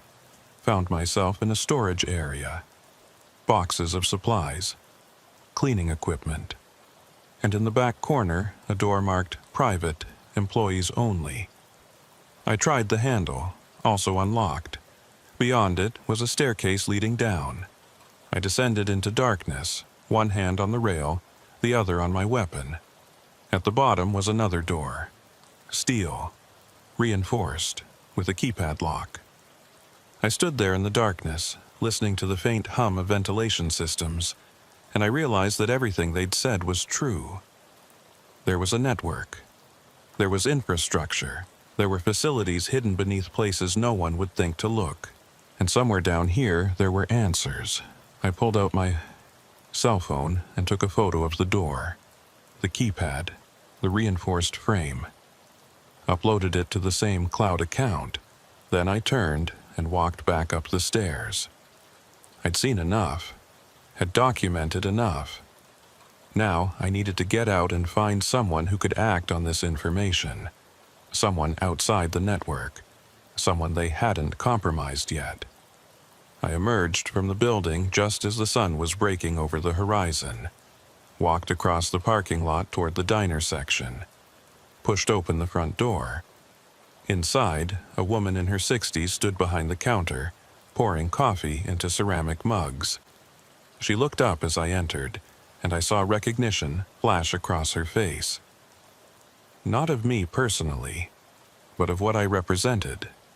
The uniform, the badge, the exhaustion in my eyes. She set down the coffee pot and spoke. "You're not supposed to be here." Her voice was quiet, not hostile, just stating a fact. "I know," I said, "but I need help. I need to make a phone call, a real one, not through dispatch." She studied me for a long moment. Then she nodded toward a door marked Office. There's a landline in there. Direct line. Not connected to anything else. Use it, then leave, and don't come back. I nodded. Thank you. She didn't respond. Just picked up her coffee pot and went back to work like nothing had happened. I walked into the office and closed the door behind me. Picked up the phone. Dialed a number I'd memorized years ago during training. FBI Field Office, El Paso. It rang 4 times. Then someone answered. Federal Bureau of Investigation, Agent Paxton speaking. How can I help you? I took a breath. My name is Travis Buford. I'm a Texas Highway Patrol officer, and I have evidence of a criminal network operating through West Texas that involves corruption at multiple levels of law enforcement. I need to speak with someone immediately. There was a pause. Then the voice came back. Different now. More focused. Officer Beaufort, can you tell me your current location? I hesitated. Something in the way he'd asked the question didn't sit right. The pause had been too long. Like he was checking something. Verifying something. Making sure before he committed to a response. I thought about the way they'd compromised dispatch. The way they'd flagged my badge number. The way they seemed to be everywhere I turned. And I realized with a cold certainty that if they had people in the highway patrol, if they had people in dispatch, then they probably had people in the FBI too. I hung up the phone without answering. Stood there in the office, staring at the dead receiver, and understood that I was completely alone. That there was no backup coming. No cavalry riding over the hill. No authority I could trust. Just me and the digital copies of a report that might never see the light of day. I walked out of the office. The woman behind the counter didn't look at me as I passed. I pushed through the front door and stepped out into the morning sun. The anonymous truck was gone now. The parking lot was empty except for a few civilian vehicles. I started walking, away from the truck stop, away from the highway, into the desert where the heat and the silence and the vastness could swallow a person whole. I didn't know where I was going, didn't have a plan. But I knew one thing with absolute certainty. They were still out there, still watching, still waiting. And until I figured out how to expose them, how to bring their entire network crashing down, I was going to keep moving, keep surviving, keep fighting. Because that's what cops do. We don't quit. Even when the system turns against us, even when we're alone, even when every instinct screams to run. The heat in South Texas doesn't just sit on you during the day. It lingers. Seeps into the asphalt and the dirt and the metal of your patrol unit, then radiates back out all night long like the earth itself is running a fever. I've worked the border routes for 7 years now, and I still haven't gotten used to it. The way the air shimmers even after sunset. The way your uniform sticks to your back no matter how high you crank the AC. The way everything out here feels like it's waiting for something. Waiting to break, waiting to burn, waiting to reveal what it's been hiding. My name is Coleman Reddick, and I'm a Texas Highway Patrol officer stationed out of Zapata County, about 60 miles south of Laredo. The stretch of highway I patrol runs parallel to the Rio Grande, cutting through ranch land and mesquite flats where the only signs of civilization are the occasional border patrol checkpoint, and the trucks that roll through day and night, carrying everything from produce to electronics to things nobody talks about. You learn not to ask too many questions out here. You learn to write your tickets, file your reports, and let the federal boys handle the complicated stuff. That's what keeps you alive. That's what keeps you employed. That's what I told myself for 7 years. Until the night of September 9th, 2011, when my partner Waylon Greer and I pulled over a semi-truck that should have been left alone. It was just after 10 p.m. We were running southbound patrol on Highway 83 about 12 miles north of the Roma checkpoint. Traffic was light. a few sedans heading home from evening shifts, a pickup truck hauling a horse trailer. Nothing unusual. Then we saw the semi. It was a standard 18-wheeler, white cab, unmarked white trailer, moving about 5 miles under the speed limit in the right lane. That by itself wasn't suspicious. Truckers run conservative speeds all the time, especially when they were hauling valuable cargo. But something about the way it was moving caught my attention. Too careful, too deliberate. Like the driver was trying very hard not to be noticed. I was behind the wheel. Waylon sat in the passenger seat, working through a stack of traffic citations from earlier in the shift. I nodded toward the semi ahead of us. "What do you think?" Waylon looked up from his paperwork and studied the truck for a moment. He was older than me by 15 years, close to retirement, with the kind of weathered face that comes from 3 decades of working outdoors in harsh climates. He'd seen everything, done everything, and he had instincts that I'd learned to trust. He frowned slightly. Riding low, real low. Either he's overweight or he's carrying something dense. I dropped back a few car lengths and paced the truck, watching its suspension. Waylon was right. The trailer was riding lower than it should have been, even accounting for a full load. The tires were compressed more than normal. The rear axles were straining. I activated my radar, clocked the truck at 58 miles per hour. Speed limit was 65. Not a violation, but combined with the heavy load and the overly cautious driving, it was enough to justify a safety inspection. I flipped on my light bar and gave a short siren burst. The truck's brake lights flared immediately. No hesitation. No attempt to run. Just smooth, controlled deceleration and a clean pull onto the shoulder. That should have made me feel better, should have suggested cooperation, but it didn't.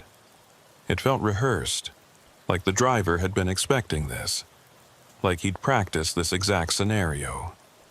I pulled in behind the truck and positioned my unit at an angle, standard safety protocol. Waylon radioed it in.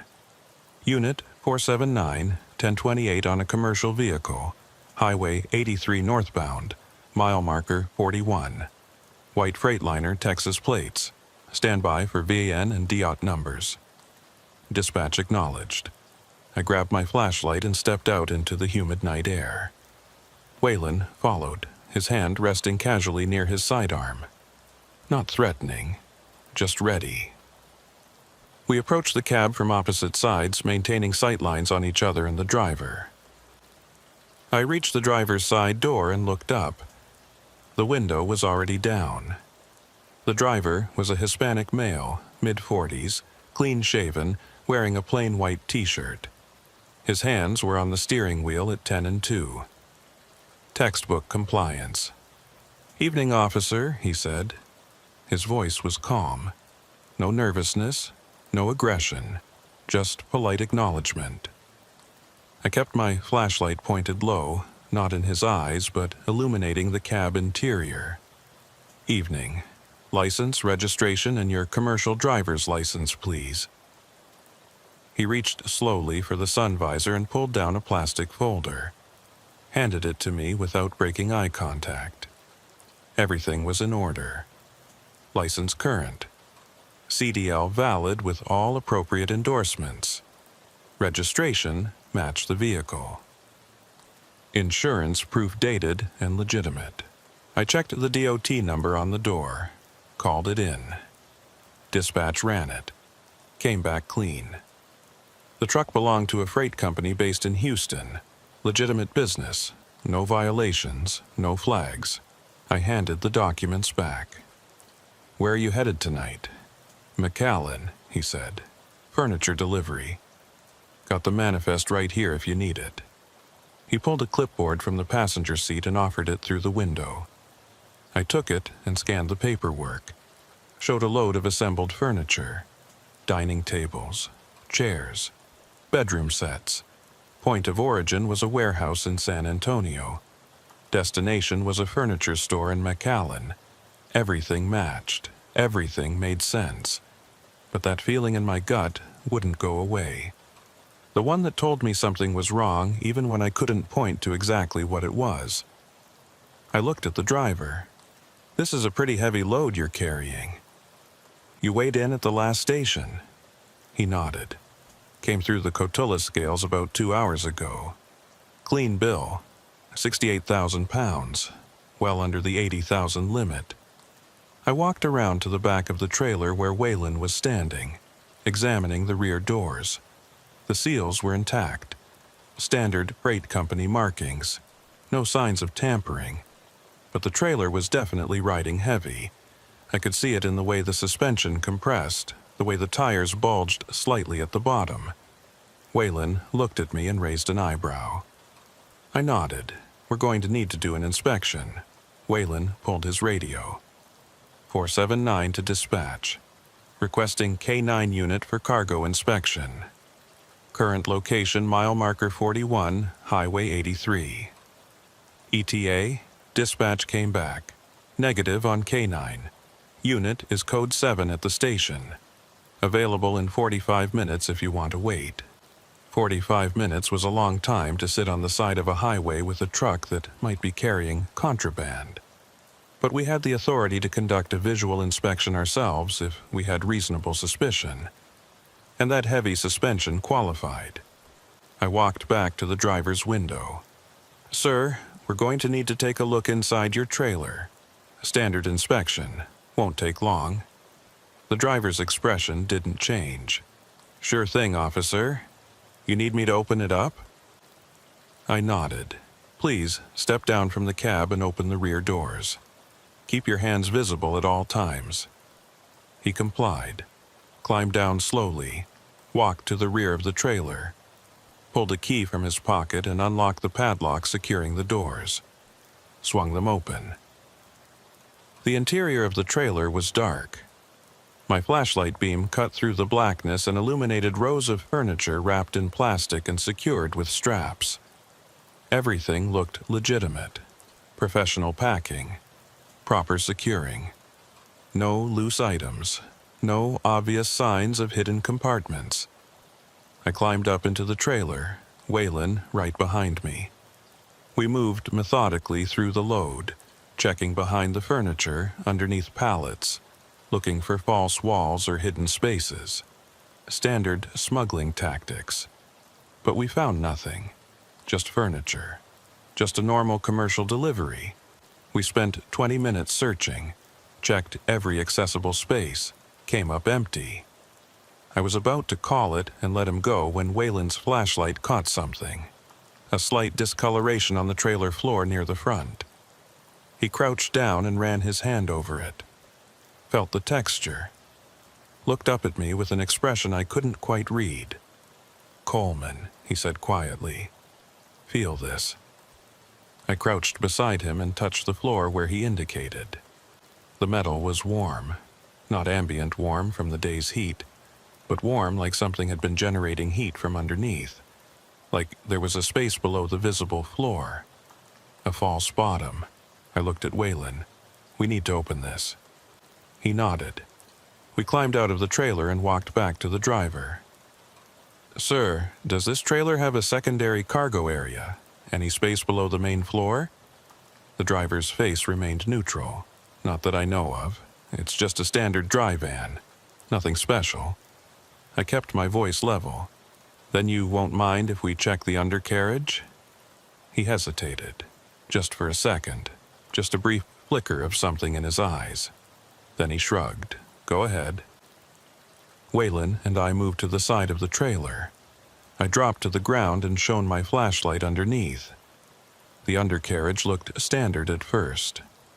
Axles, brake lines, electrical connections. But then I saw it. A hydraulic system running along the frame. Small pistons connected to what looked like a lifting mechanism. I followed the lines forward and found a panel. Rectangular, about 4 feet by 6 feet. Secured with industrial latches. I crawled out from under the trailer and stood up, brushing dirt from my uniform. "Waylon, call for backup. And call Border Patrol. We've got a hidden compartment." The driver's demeanor changed instantly. Not aggressive, not running, just resigned. Like he'd known this moment was coming and had accepted it. Waylon keyed his radio 479 to dispatch. We have discovered a concealed compartment in the vehicle. Requesting immediate backup and border patrol assistance. Current location mile marker 41. Dispatch acknowledged. Units en route. ETA 15 minutes. I kept the driver in my line of sight while Waylon kept his hand on his weapon. We didn't cuff him, didn't escalate, just maintained control of the situation until help arrived. The 15 minutes felt like an hour. Every passing vehicle made me tense.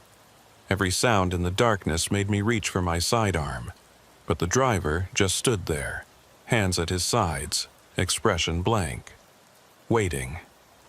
Border Patrol arrived first. 2 agents in a white and green Chevy Tahoe. I recognized the lead agent immediately. Luther Paxton. I'd worked with him on a few previous stops. Good agent. Professional, thorough. He stepped out of his vehicle and walked over, his eyes already assessing the scene.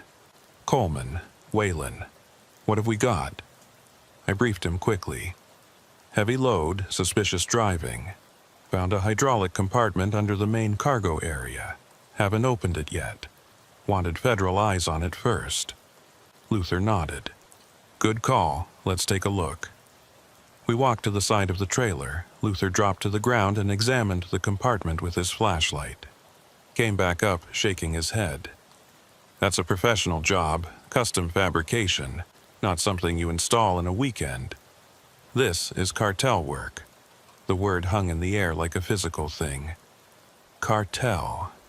Everyone who worked law enforcement in South Texas knew what that meant. Knew the level of violence, the resources, the reach.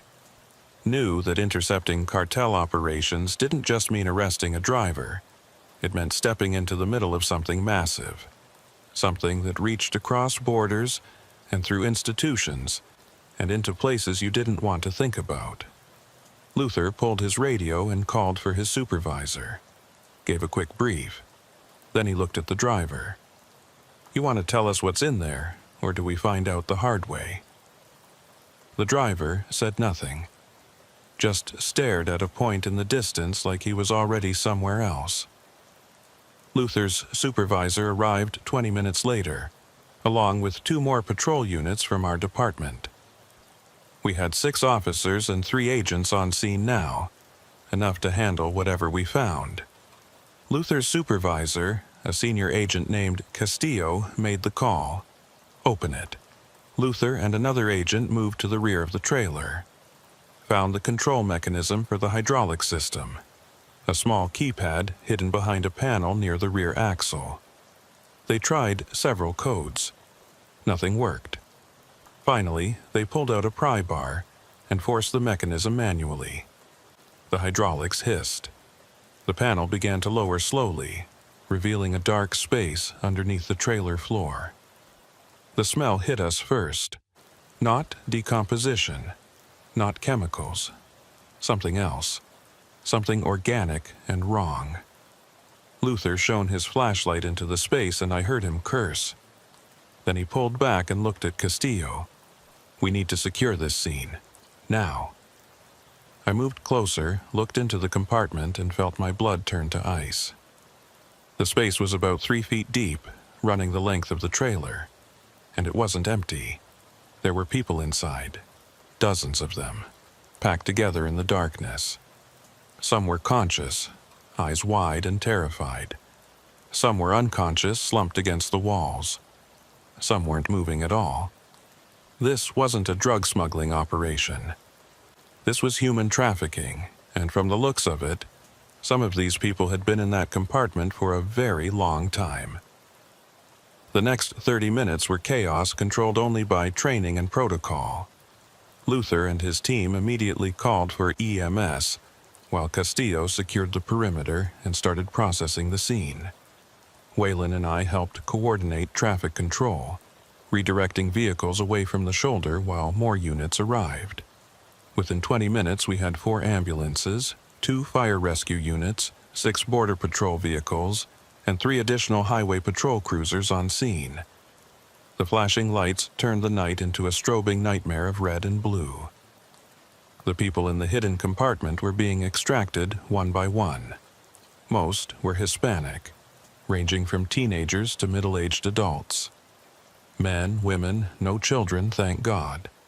The conscious ones were dehydrated, disoriented, speaking rapid Spanish that I could only partially understand. My Spanish was functional but not fluent, enough to write traffic tickets and conduct basic interviews, not enough to handle the flood of panicked questions and pleas that came pouring out as each person was lifted from that metal coffin. The paramedics worked with practiced efficiency, checking vitals, starting IVs, loading people onto gurneys. Some walked under their own power, shaky but ambulatory. Others had to be carried. 3 weren't breathing. The paramedics tried anyway, performing CPR right there on the shoulder while cars continued to pass on the highway, drivers slowing to gawk at the scene. I stood near my unit, documenting everything with my body camera and written notes. Time of discovery, number of victims, condition of each as they were removed, chain of custody for evidence. Standard procedure even in extraordinary circumstances. But my hands were shaking as I wrote. 7 years on the job and I'd never seen anything like this. Never encountered something that felt this wrong, this deliberately cruel. These weren't people who'd volunteered for dangerous passage. These were cargo, property, things to be moved and sold and discarded when they stopped being useful. Waylon stood beside me, his face gray in the emergency lighting. He'd been a cop for 30 years and I could see this was hitting him hard too. He kept looking at the people being loaded into ambulances, then looking away, then looking back like he was trying to make sense of something that refused to make sense. Luther approached us, pulling off his gloves. His expression was grim. Final count is 23 people extracted. 3 DOA, 20 survivors, various conditions. We've got statements from a few of them. They were picked up in Reynosa 3 days ago, promised passage to Houston for agricultural work, paid $2,000 each. Were told it would be a comfortable ride in a passenger van. Instead, they got loaded into that compartment yesterday morning. No food, no water, no ventilation except through those small vents you saw in the undercarriage. Driver never stopped, never checked on them. Just drove. I felt sick. 3 days ago meant they'd been promised a border crossing. Yesterday morning meant the compartment was sealed for almost 24 hours. In this heat, in that confined space, it was a miracle only 3 had died. What about the driver? I asked.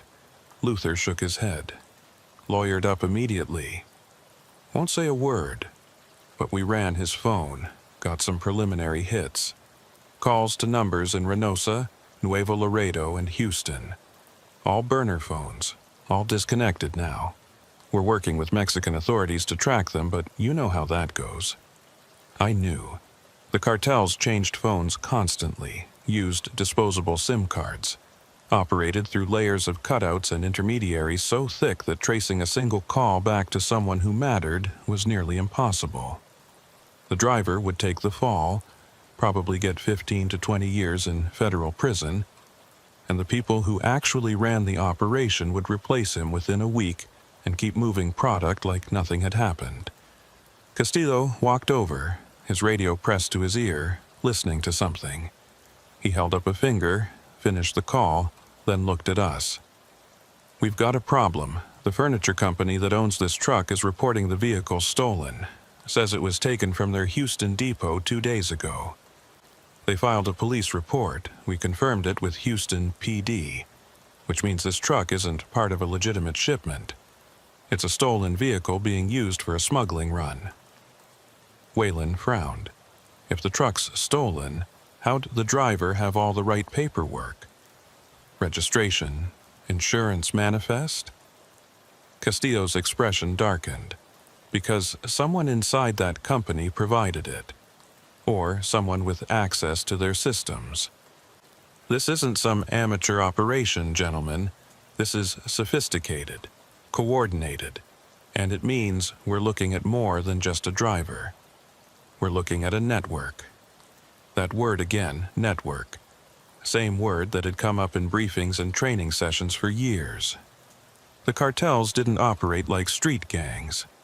They operated like corporations.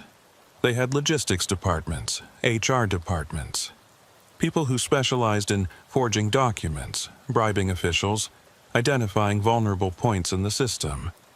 And they had reach, not just in Mexico, but here in the United States, embedded in truck companies, warehouse operations, even law enforcement.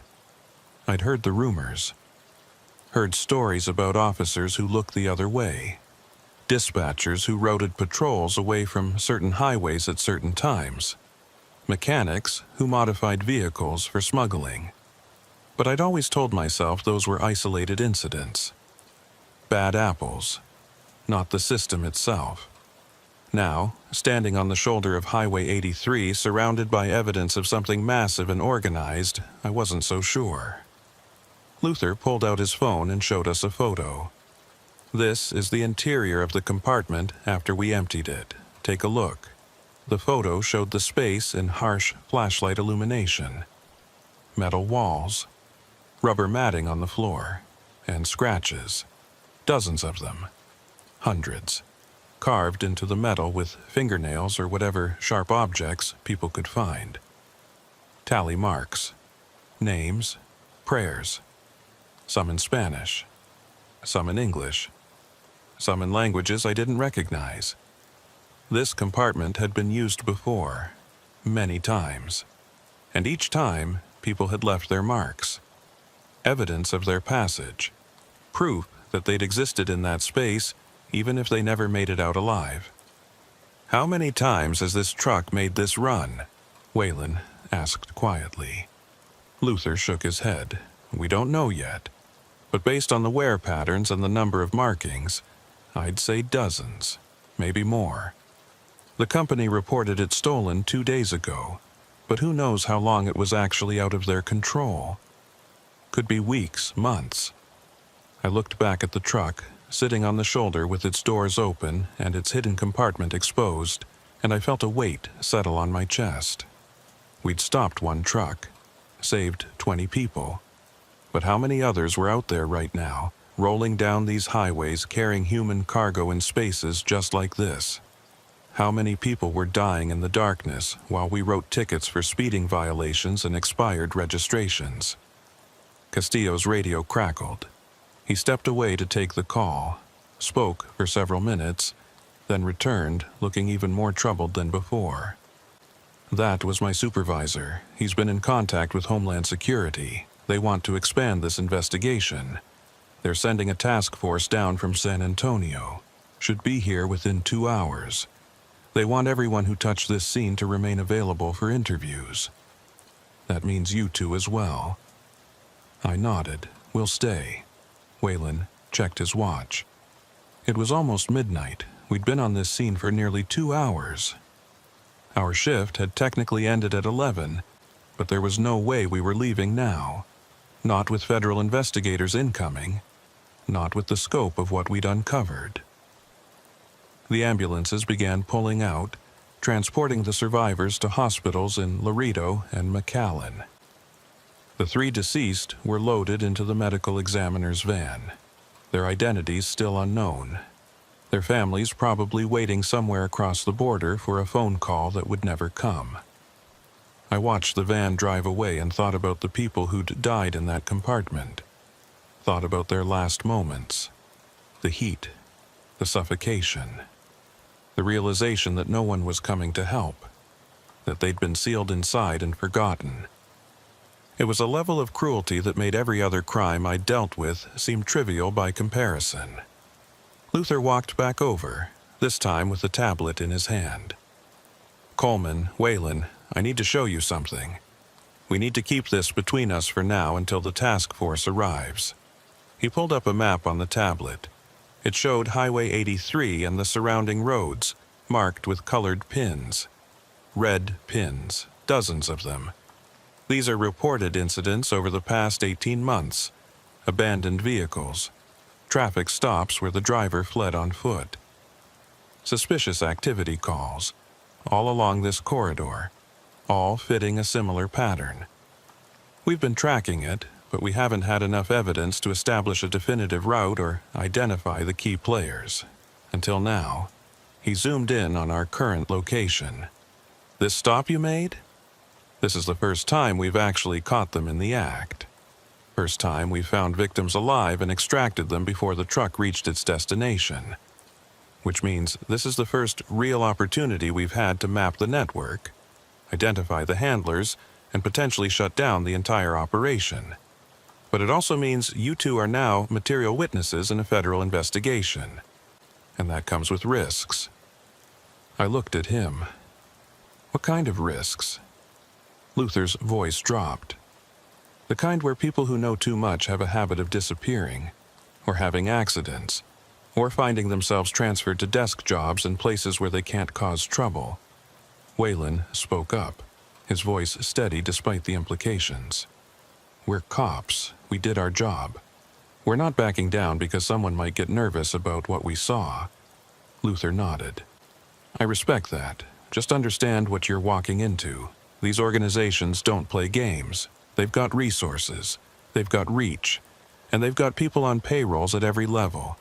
If they decide you're a threat, they won't come at you directly. They'll come at your family, your friends, your career. They'll find pressure points and squeeze until you either back off or become a liability they need to eliminate. The words hung in the air. I'd heard similar warnings before, but always in the abstract. Always about other people in other places dealing with other situations. Never directed at me personally. Never about something I'd actually witnessed. Castillo approached again, this time accompanied by a woman in plain clothes. Dark suit, federal credentials clipped to her belt. She introduced herself as Special Agent Reeves from Homeland Security Investigations. She'd driven down from the Laredo field office as soon as she heard about the stop. She looked at Waylon and me with the kind of assessing gaze that made you feel like she was reading your entire service record just by making eye contact. Officers Reddick and Greer. I've been briefed on your actions tonight. You did good work. Probably saved a dozen lives by catching that truck when you did. We appreciate your cooperation. But I need to ask you both some questions. Standard protocol. Just to establish a timeline and make sure we have all the details documented. She led us to the back of one of the Border Patrol vehicles where we could talk with some privacy. Pulled out a digital recorder and a notepad. Started with basic questions. What time did you initiate the traffic stop? What made you suspicious?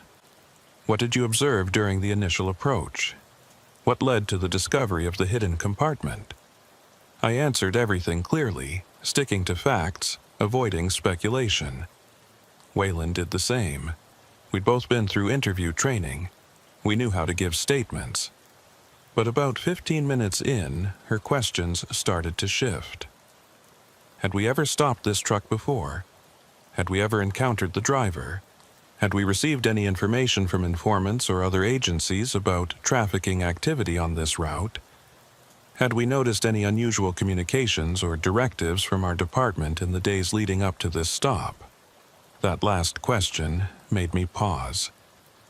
What do you mean, unusual directives? She kept her expression neutral. I mean, instructions from supervisors or dispatch that seemed out of the ordinary. Routes you were asked to patrol or avoid. Times when you were pulled off this highway for reasons that didn't quite add up. I shook my head. Nothing like that. We run our assigned patrol zones. We respond to calls, standard operations. She made a note. And your supervisor tonight, who was that? I thought back.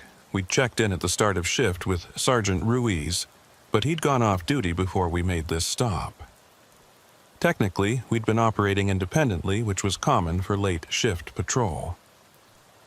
After 9 p.m., supervision was usually handled by whoever was senior on scene until the night sergeant came on at midnight. Waylon answered.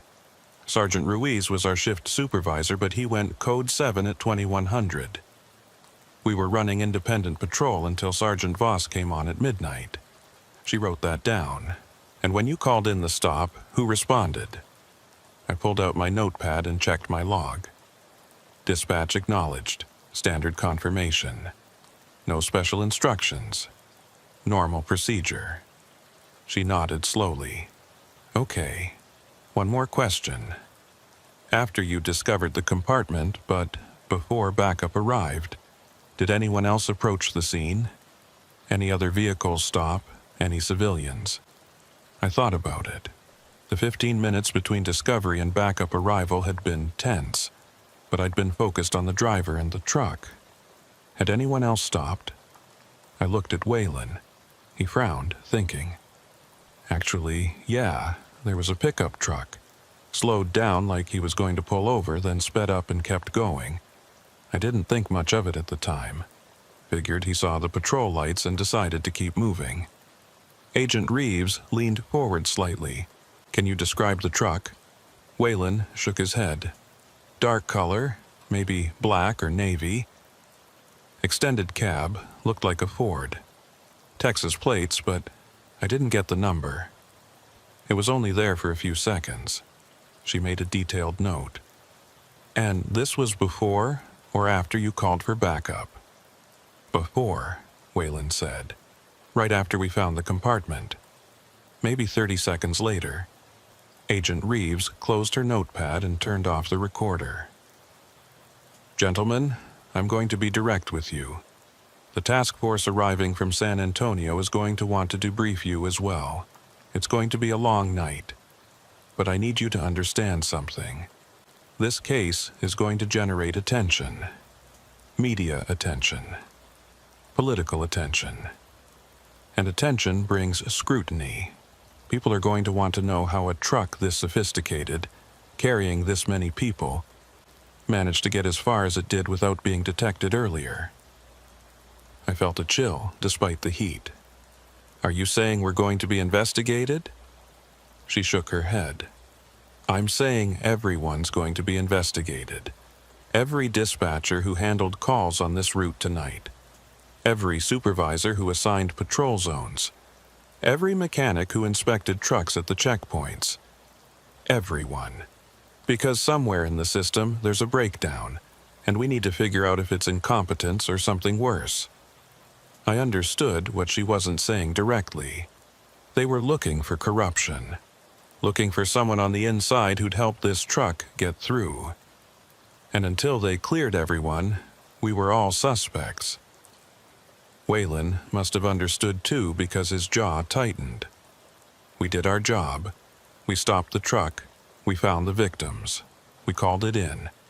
We followed every protocol. Agent Reeves nodded. I believe you. But belief isn't enough.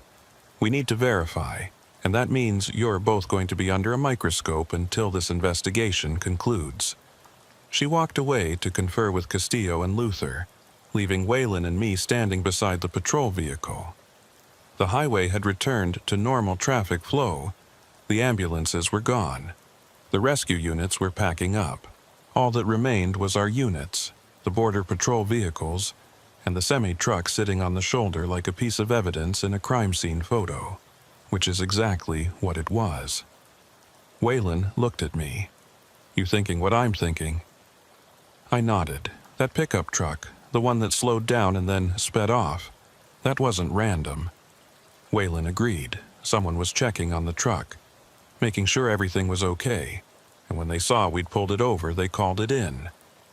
Which means someone knows we're the ones who made this stop. Knows our faces. Knows our unit numbers. I pulled out my phone and opened the camera app. Scrolled back through the photos I'd taken for documentation. Found one that showed the highway behind us, taken while I was photographing the truck's exterior. In the background, barely visible, was a dark vehicle on the shoulder about a quarter-mile back. Too far to make out details, but clearly there. Watching. I showed it to Waylon. He cursed under his breath. "We need to tell them about this." I agreed. We walked back to where Agent Reeves was standing with the other investigators. Showed her the photo, explained what we'd realized. Her expression remained professional, but I saw something flicker in her eyes. Concern, or maybe confirmation of something she'd already suspected. She pulled Castillo and Luther over. They examined the photo. Castillo zoomed in as far as the resolution would allow. Can't make out plates, can't even confirm the vehicle type, but it's definitely there. And if Officers Greer and Reddick are right about the timing, that's surveillance. Luther spoke up. If they were running surveillance, they know this shipment was intercepted, which means they'll be changing routes, changing procedures, possibly eliminating anyone who could tie them to this truck.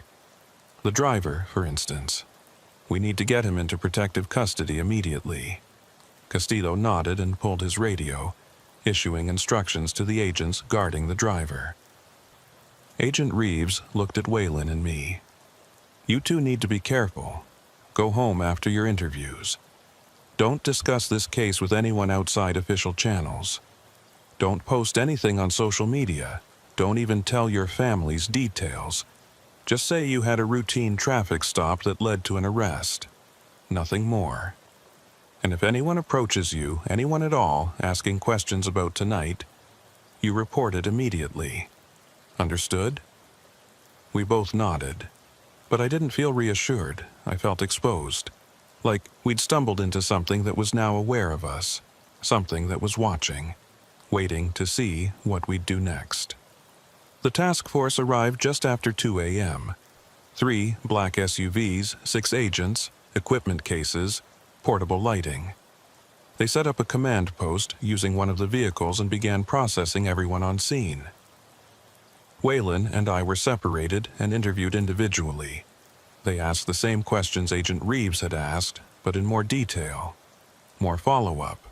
More clarification. They wanted to know everything about our patrol patterns, our previous stops, our interactions with other officers. It felt less like a witness interview and more like an interrogation. But I answered everything honestly. I had nothing to hide. The interview lasted 90 minutes. By the time they finished, it was almost 4 a.m. Waylon emerged from his interview looking exhausted. We were told we could leave, but that we'd be contacted again soon for follow-up questions. We drove back to the station in convoy, neither of us saying much. The adrenaline had worn off, replaced by fatigue and unease. We filed our end-of-shift reports, locked our equipment in our lockers, and headed for the parking lot. My personal vehicle was parked under a light near the back fence. I walked toward it, keys in hand, and stopped. There was something on my windshield, a piece of paper, folded once. I looked around. The lot was empty. Waylon had already driven off. I was alone. I approached the vehicle slowly, every instinct telling me something was wrong. Picked up the paper carefully, using my sleeve to avoid leaving prints. Unfolded it. Inside was a single sentence, written in block letters with black marker. "You should have kept driving." I stood in the parking lot staring at that note for a full minute before my training kicked in. Don't touch it more than necessary. Don't contaminate potential evidence. Document everything. I pulled out my phone and photographed the note from multiple angles, making sure the timestamp and location data were captured. Then I called it in. Not dispatch. Not my supervisor. I called Agent Reeves directly. She'd given me her card before leaving the scene, told me to contact her if anything unusual happened. This qualified. She answered on the second ring, her voice alert despite the early hour. "Agent Reeves." I kept my voice steady. "This is Officer Reddick. I'm at the station parking lot. Someone left a note on my windshield. A threat." There was a brief pause. Then I heard movement in the background. The sound of her already getting ready to move. "Don't touch anything else. Don't get in your vehicle. Stay in a visible location. I'm 10 minutes out." She hung up. I walked back toward the station entrance, positioning myself under the security lights where the cameras would have clear sight lines. The parking lot felt different now, the shadows deeper, the spaces between vehicles darker. Every sound made me tense. The hum of the air conditioning units, the distant traffic on the highway, the rustle of wind through the scrub brush beyond the fence. Agent Reeves arrived in 8 minutes, not 10. She pulled up in an unmarked sedan, parked beside my vehicle, and stepped out wearing the same suit she'd had on earlier. She must have been working straight through. She approached my truck carefully, using a flashlight to examine the note without touching it. Then she pulled an evidence bag from her jacket pocket and collected it with gloved hands, sealed it, labeled it. "When did you discover this?" I checked my watch, 17 minutes ago.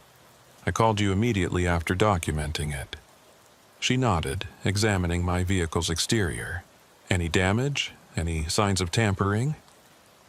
I walked around the truck with her. Everything looked normal. Doors locked, no scratches, no broken glass, just the note. She looked at the station security cameras mounted on the building's corners. "Those cameras cover this lot?"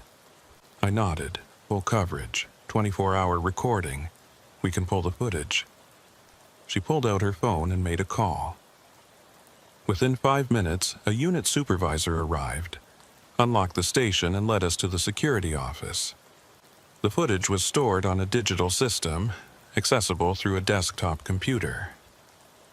Agent Reeves took the seat and began scrubbing through the recordings, starting from when Waylon and I had left for patrol at the beginning of our shift.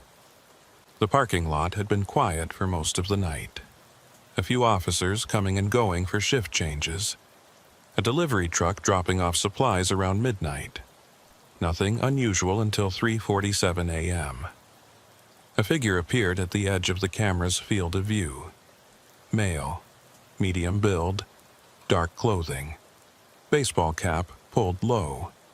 He walked directly to my vehicle, placed something on the windshield, and walked away. The entire interaction took less than 15 seconds. Agent Reeves backed up the footage and played it again in slow motion.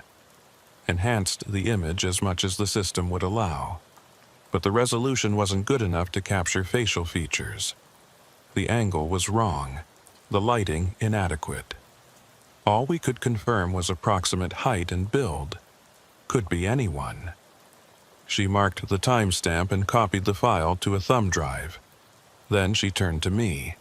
"This happened while you were being interviewed by the task force, which means someone knew exactly where you were and how long you'd be occupied." The implication settled over me like cold water. Someone had been watching the station, watching me, waiting for an opportunity. This wasn't random, wasn't opportunistic. This was calculated, professional. The kind of thing you do when you want to send a message without being caught. Agent Reeves stood and gestured for me to follow her out of the security office. We walked back to the parking lot, standing between our vehicles where we could talk with some privacy. "Officer Reddick, I'm going to be direct with you again. This note changes things. Before, you were a witness, someone who happened to make the right traffic stop at the right time. But now someone's made contact. Someone's trying to intimidate you. Which means they see you as more than just a witness. They see you as a threat." I kept my voice level, even though my pulse was hammering. "What are you saying?"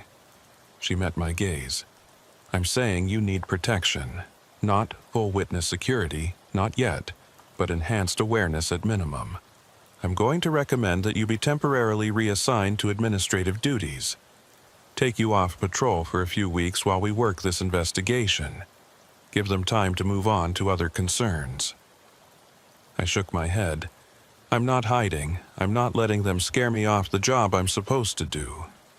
She sighed. "I respect that. But you need to understand what you're dealing with. These organizations don't make idle threats. They don't leave notes for dramatic effect. They do it to establish psychological pressure, to make you second-guess yourself, to make you wonder if stopping that truck was worth whatever comes next. And what comes next? I asked. She was quiet for a moment, choosing her words carefully. That depends on what they decide about you. If they think you're going to be a problem, if they think you saw something or know something that could damage their operation, they'll escalate. They'll start with surveillance. Then they'll move to more direct intimidation, threats against family members, incidents at your home. I nodded, too tired and too overwhelmed to argue. How did the names leak? Luther shook his head. We're investigating that now. Could be someone in dispatch. Could be someone in the media who has law enforcement sources. Could be intentional or accidental. But either way, the damage is done. Agent Reeves pulled up a chair and sat down across from me. Officer Reddick, I need to ask you something, and I need you to think carefully before you answer. In the time since you made that traffic stop, have you told anyone outside official channels about what you found? Family? Friends? Anyone? I shook my head. No, you told us not to discuss it. I followed those instructions. What about social media? Any posts? Any messages? Nothing. I haven't even checked my personal accounts. She nodded. Good. Because whoever leaked your names is either trying to expose you to retaliation, or they're trying to flush out other potential witnesses by creating chaos. Either way, we need to control the narrative before this gets worse. Waylon arrived 20 minutes later, escorted by 2 agents. He looked haggard, his uniform wrinkled, his eyes red from lack of sleep. He spotted me across the room and walked over. "Coleman, you okay?" "As okay as I can be," I said. "You?" He shrugged. "Found another note on my truck this morning. Same message. Also found my tires slashed." That got everyone's attention. Agent Reeves immediately pulled Waylon aside for a private conversation. I could see her expression growing more serious as he explained what had happened. This was escalating faster than anyone had anticipated. The notes were psychological warfare. Slashing tires was property destruction. The next step would be violence. Luther came back over and lowered his voice. "Coleman, I need to tell you something off the record. The driver you arrested last night? He's asking for protective custody. Says he wants to cooperate. Says he can give us names, routes, contacts. But he's terrified. Says if the people he works for find out he's talking, they'll kill him. And if they can't get to him, they'll go after anyone connected to his arrest. Which means you and Waylon." I felt a knot form in my stomach. What's going to happen to him? Luther's expression was grim. He's being moved to a federal facility. Maximum security. But here's the thing. The people he's afraid of, the ones running this operation, they're not small time. They've got resources. They've got people on the inside. He specifically mentioned that there are officers in multiple agencies who are on the payroll. He wouldn't give names yet, not until he has guarantees, but he made it clear that this goes deep. I processed that information. If there were dirty cops involved, then anyone could be compromised. Anyone could be feeding information to the cartel, which meant we couldn't trust normal channels. Couldn't trust that our locations would remain confidential. Couldn't trust that evidence would stay secure. Agent Reeves returned with Waylon and called everyone into the conference room. She closed the door and addressed the group. "All right, here's where we are. The trafficking case is proceeding. The driver is cooperating. The victims are receiving medical care and will be interviewed over the coming days. But we have a secondary problem. The officers who made the initial stop are now being actively threatened. Their identities have been compromised, and we have reason to believe that the organization responsible for the trafficking operation is preparing to take action against them." She looked at Waylon and me. "Which brings me to you two. As of right now, you're both being placed on paid administrative leave. This isn't punitive. This is protective. We need you off the streets until we can determine the full scope of the threat. You'll be provided with temporary housing and secure locations. You'll have protective details, and you'll be kept informed of the investigation's progress. But you cannot return to your homes. You cannot go back on patrol. You cannot have contact with anyone outside approved channels. This is non-negotiable. Waylon spoke up. How long? Agent Reeves's expression was sympathetic. I don't know. Could be weeks. Could be months. Depends on how fast we can dismantle the network and neutralize the threat. I felt my career, my life, everything I'd built over 7 years on the job, suddenly hanging in limbo. All because I'd done what I was supposed to do. Stopped a suspicious vehicle. Followed protocol. Saved lives. And now I was being punished for it. Except it wasn't punishment, it was survival. Agent Reeves seemed to read my thoughts. I know this isn't fair. I know you did everything right. But these people don't care about right and wrong.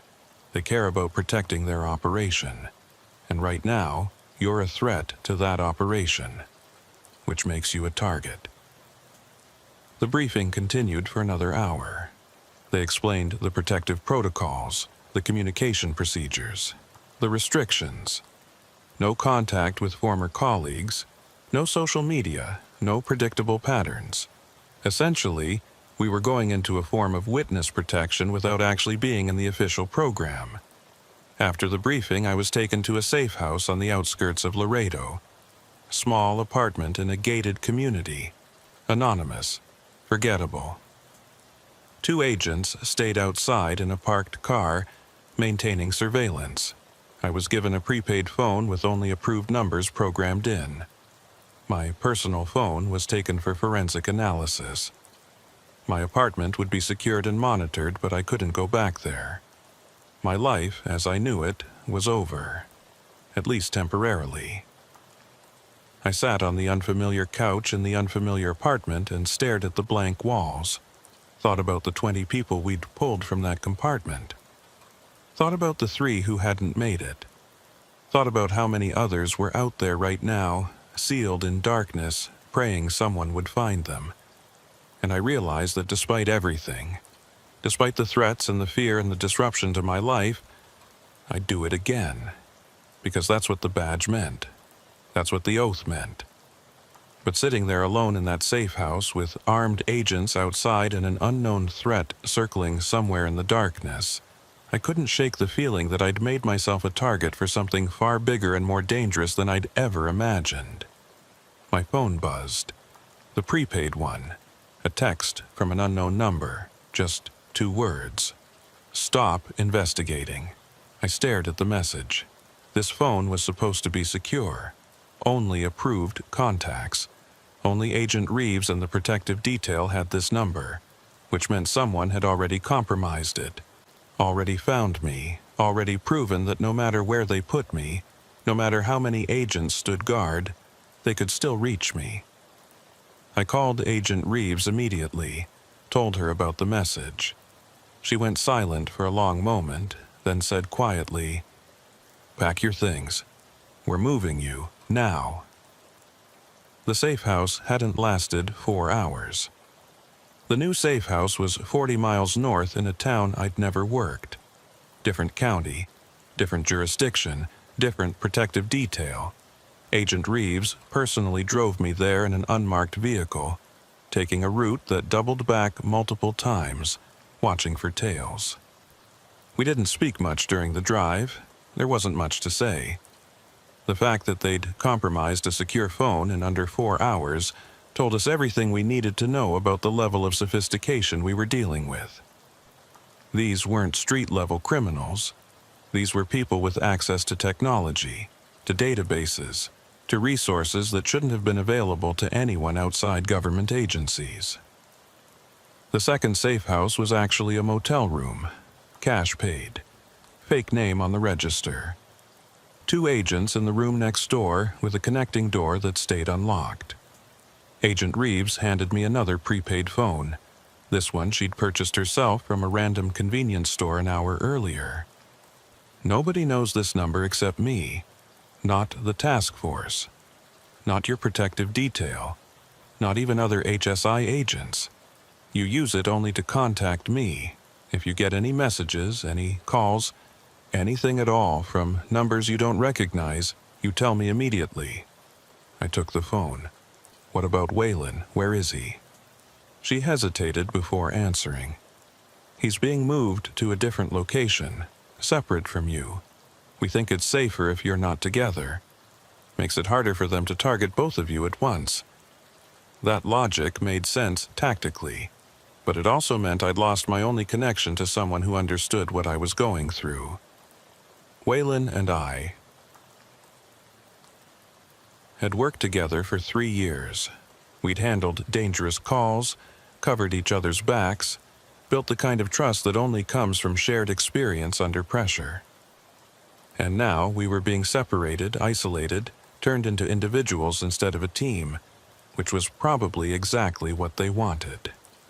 Easier to intimidate one person than two.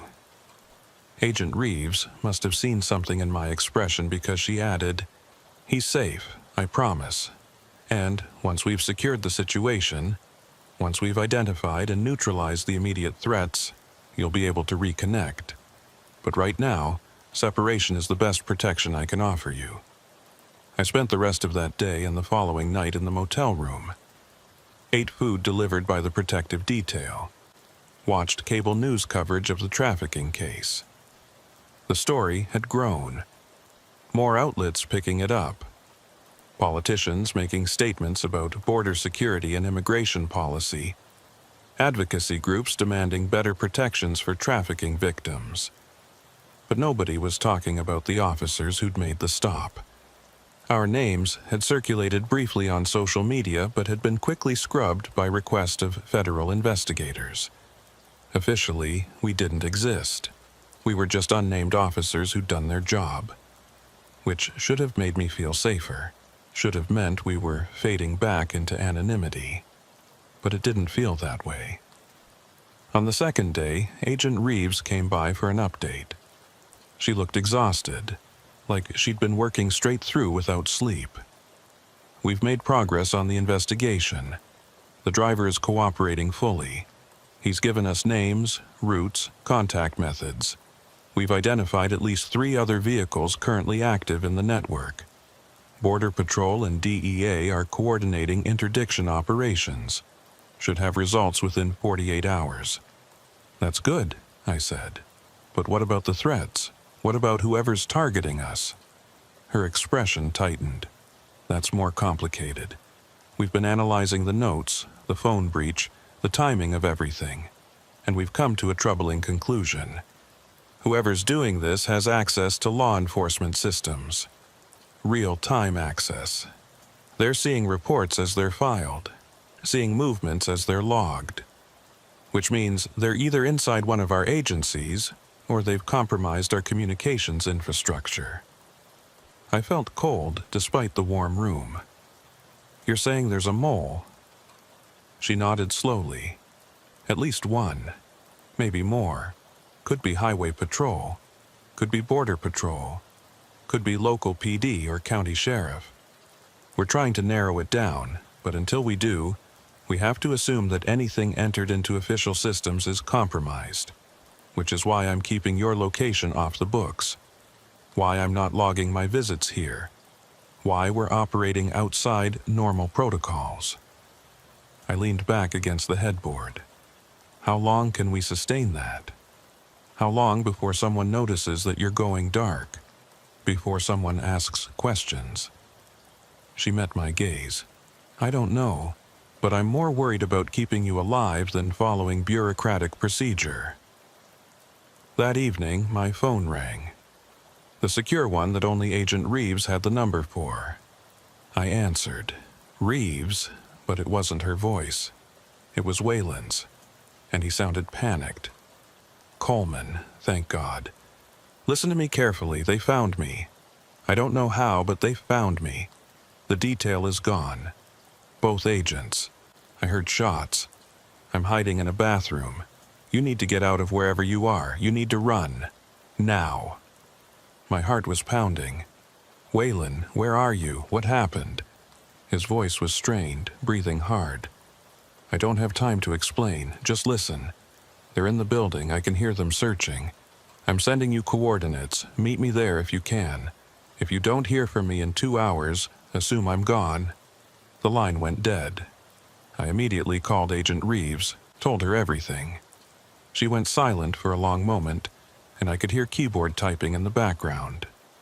"Coleman, I never gave Waylon this phone number. Nobody has it except me, which means whoever just called you, it wasn't your partner." My blood turned to ice.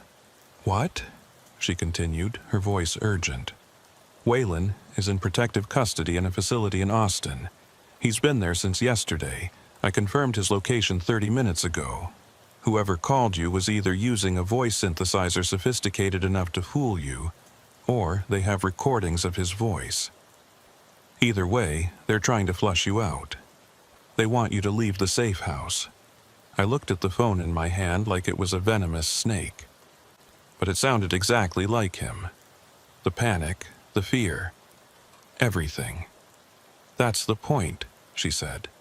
"They're good at this. They've probably been recording police radio traffic, phone calls, anything they can use to build psychological profiles and manipulate targets." I sat down on the bed, trying to process. "So, Waylon's actually safe?"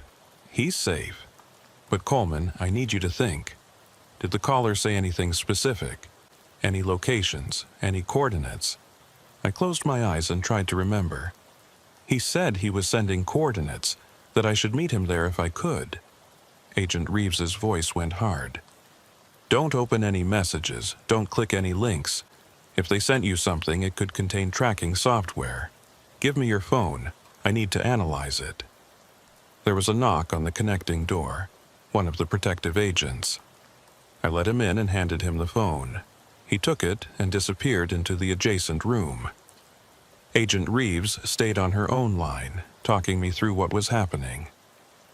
"We're going to assume your location is compromised. We're moving you again. Third location, different protocol.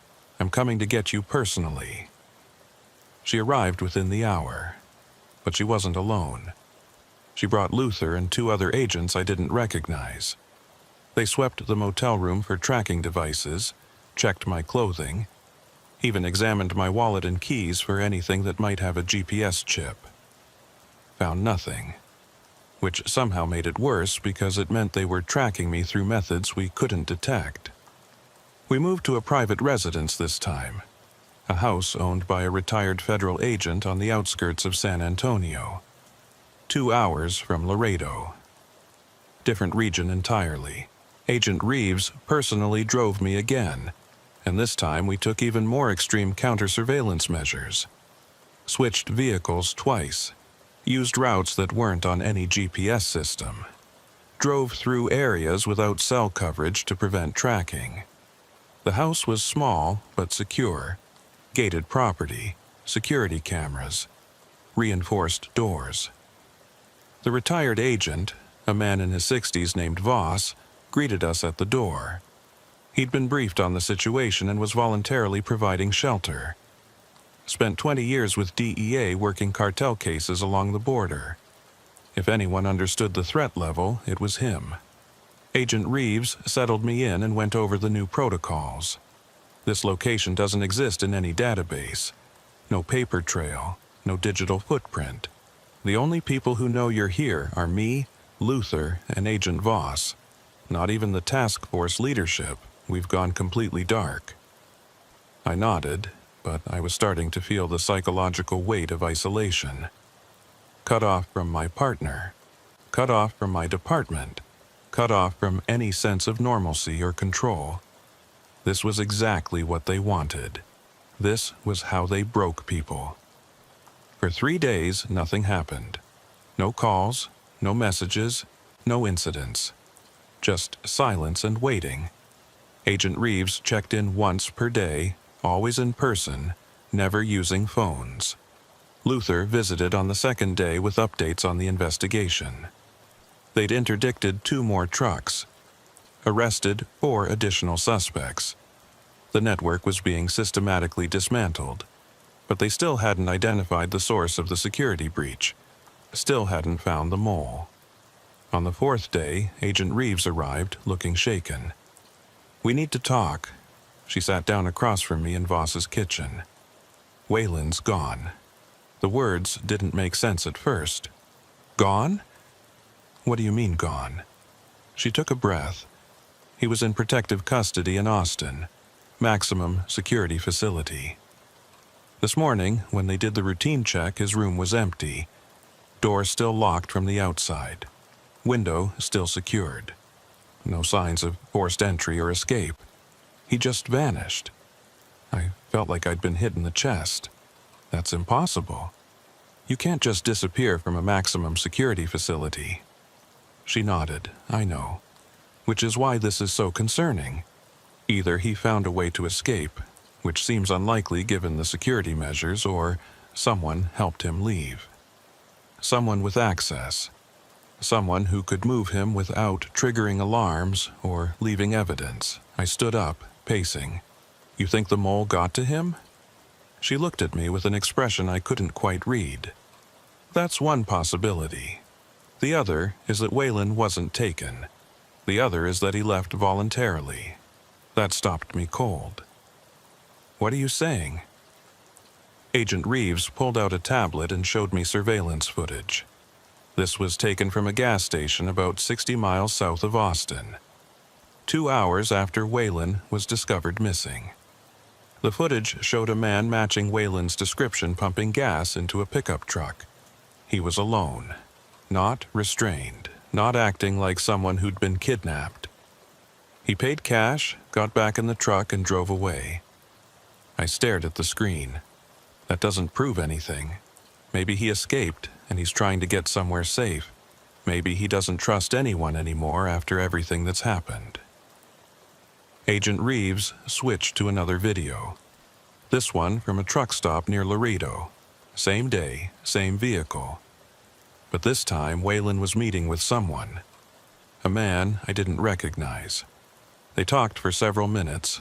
Then the man handed Wayland something. An envelope. Wayland opened it, checked the contents, nodded, and they separated. The man drove off in a dark sedan. Wayland returned to his truck. I felt sick. "What are you saying?" Agent Reeves' voice was gentle but firm. "I'm saying we have evidence that suggests Wayland may have been compromised, that he may be working with the organization, that everything that's happened, all the threats, all the danger you've been facing, might have been orchestrated to create confusion and distract from the real problem." I shook my head. "No, absolutely not. I've worked with Wayland for 3 years. He's a good cop. He wouldn't do this." She showed me more footage, more meetings, more envelopes, phone records showing calls to numbers connected to known cartel associates, bank records showing deposits that didn't match his salary, all dated from months before we'd made that traffic stop, all suggesting a pattern of corruption that went back further than either of us had realized. "You're wrong," I said, but even as I said it, doubt was creeping in. Thinking about small things. Times Wayland had suggested we patrol different routes. Times he'd seemed to know things about drug movements before they were in official reports. Times he'd discouraged me from being too aggressive with traffic stops on certain vehicles. Things I'd dismissed as experience or intuition. Things that now looked like something else entirely. Agent Reeves closed the tablet. "Coleman, I know this is hard, but you need to consider the possibility that your partner has been playing both sides. That he's the reason they knew where you were, the reason they could track you, the reason every safe house got compromised. Because he was feeding them information the whole time." I sat back down, feeling like the floor had dropped out from under me. If that was true, if Wayland had been the mole, then everything I thought I knew was wrong. every decision we'd made together, every call we'd responded to, every report we'd filed, all of it potentially tainted, all of it part of something I hadn't seen. Agent Reeves continued, "We've issued a warrant for his arrest, federal charges, conspiracy, obstruction, corruption. If he surfaces, if he makes contact with anyone connected to this case, we'll pick him up. But right now, he's in the wind, and we have to assume he's dangerous." I looked up at her. "Do you think he'll come after me?" She didn't answer immediately. When she finally spoke, her voice was careful. "I think he knows you're the only loose end, the only person who might recognize him, who might piece together what he's been doing. If he's decided to fully commit to the cartel, if he's burned all his bridges with law enforcement, then yes, he might come after you." The weight of that settled over me. My partner, the man who'd saved my life twice in the field, the man I'd trusted with my back, was now potentially hunting me. I spent the next week in Voss's house watching the news, waiting for updates. The trafficking investigation was winding down. Arrests made, charges filed, victims relocated and given resources. The operation was being declared a success. But Waylon remained missing. No sightings, no activity on his credit cards or bank accounts. No contact with family or friends. Just gone. Like he'd never existed. Agent Reeves visited less frequently now, the immediate crisis apparently over. The investigation had moved on to prosecution and administrative review. My protective detail was reduced. Eventually, they told me I could go back to work. Return to regular patrol. The threat had diminished, they said. The network was broken. I should feel safe. But I didn't feel safe. I felt exposed. Because I knew something they didn't want to acknowledge.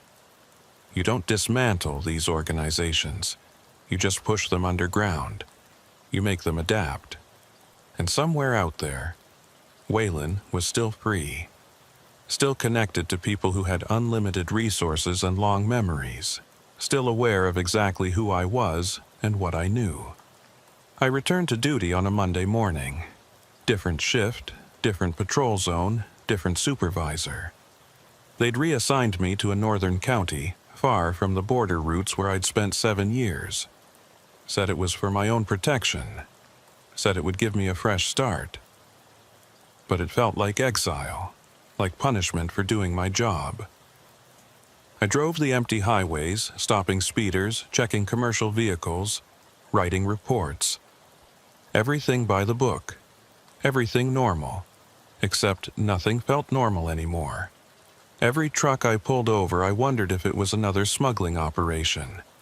Every driver who seemed too calm, too prepared, I wondered if they were connected to the network. Every dark vehicle that appeared in my mirrors, I wondered if it was Waylon. 3 months passed. Then 6. The case faded from the news. The task force moved on to other investigations. Agent Reeves stopped checking in. Life returned to routine. But I never stopped looking over my shoulder. Never stopped wondering when the other shoe would drop.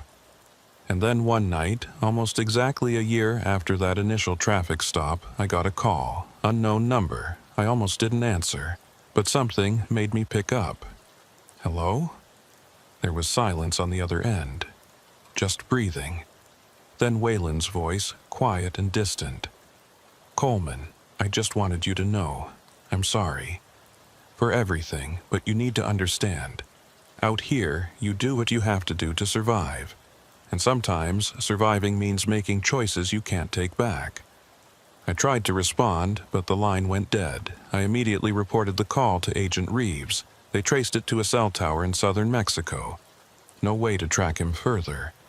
No way to pursue across international borders. He was gone. Really gone this time. But he'd made his point. He was still out there, still watching.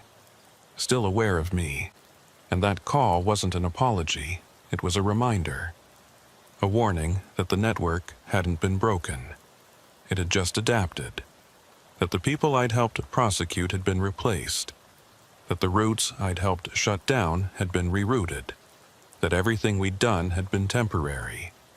And that I'd made enemies who'd never forget. I still work highway patrol. Still pull over suspicious vehicles. Still write reports and follow protocols. But every night when I drive those empty roads, I think about that compartment under the truck. Think about the people we saved and the ones we didn't. Think about how many others are out there right now, sealed in darkness, praying someone will find them. And I think about Waylon, about whether he was corrupt from the beginning or whether something broke him along the way. Whether he made his choices freely or whether he'd been trapped like those people in the compartment, with no good options and no way out. I'll never know the answer, and that might be the worst part. Not knowing if your partner was evil or desperate. Not knowing if he became what he became by choice or by circumstance. All I know is that some nights, when I'm driving south on Highway 83, when the heat shimmers on the asphalt and the darkness presses in from all sides, I see headlights in my mirror. Dark vehicle, following at a distance, never getting closer, never falling back, just there, watching. And I wonder if it's him, if Waylon's keeping tabs on me, making sure I don't dig too deep, making sure I remember what happens to officers who disturb things that are supposed to stay buried. I wonder if he's protecting me or threatening me. I wonder if he even knows the difference anymore. And I wonder how many other officers out there are making the same calculations he made. Weighing their safety against their duty. Choosing survival over justice. Becoming part of the problem they swore to fight. The sun's coming up now, end of another night shift. I'm heading back to the station to file my reports. In a few hours, I'll go home, get some sleep, and do it all again tomorrow. That's what cops do. We show up, we do the job, we try to make a difference. But sometimes I wonder if the difference we make is real, or if we're just rearranging pieces on a board controlled by people we'll never see. People who've turned our highways into corridors for human misery. People who've corrupted our institutions from the inside. People who know that for every truck we stop, 10 more will get through. For every arrest we make, 10 more will take their place. And somewhere in all of that darkness, Waylon Greer is still out there. My former partner, my friend, my enemy. A ghost driving roads I'll never patrol again, carrying secrets I'll never learn, serving masters I'll never meet. I hope he's alive. I hope he's safe, and I hope I never see him again. Because if I do, I don't know which one of us will be the officer and which one will be the criminal. And I'm not sure it matters anymore. Some people think the night shift is the hardest part of being a highway patrol officer. The darkness, the isolation, the hours when most of the world is asleep and you're the only thing standing between order and chaos on 100 miles of empty road. But those people are wrong. The hardest part isn't the darkness. It's what the darkness reveals. The things that only show themselves when the sun goes down and the honest people lock their doors. The things that move in the spaces between towns, following routes that don't appear on any map, carrying purposes that don't get discussed in daylight. My name is Reeves Calhoun, and I've worked the North Texas Rural Patrol for 9 years.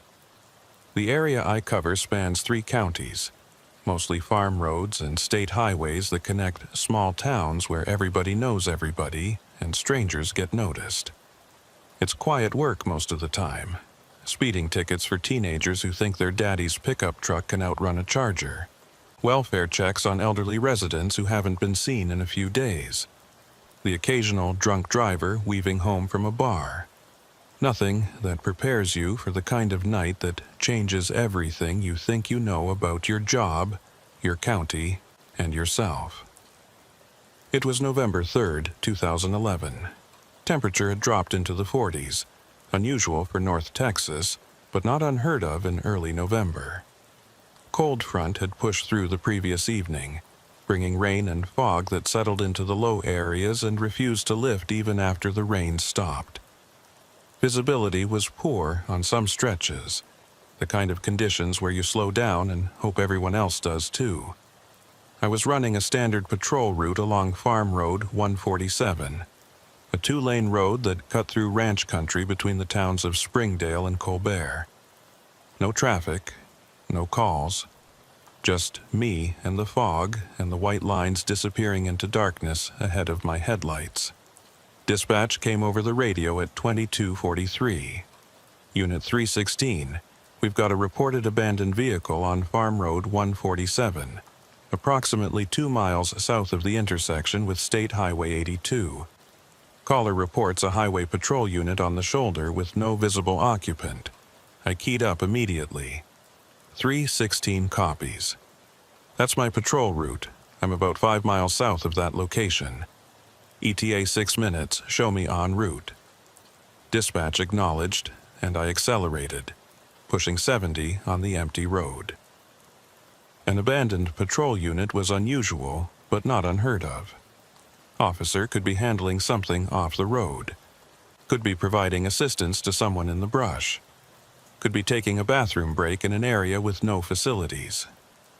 But something about the call made my instincts prickle. Dispatch had said no visible occupant.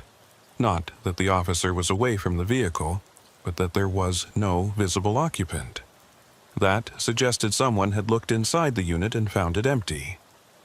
I reached the location at 2249. Saw the unit immediately, sitting on the shoulder with its light bar dark and no other vehicles around. I pulled up behind it at an angle, positioning my cruiser for safety and illumination. Activated my spotlight and swept it across the vehicle. It was definitely a highway patrol unit. Same make and model as mine. Same paint scheme. Same equipment configuration. But something was wrong. The unit number on the door was 316. My unit number.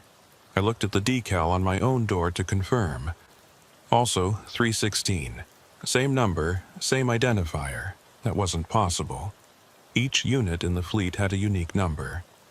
There couldn't be two 316s.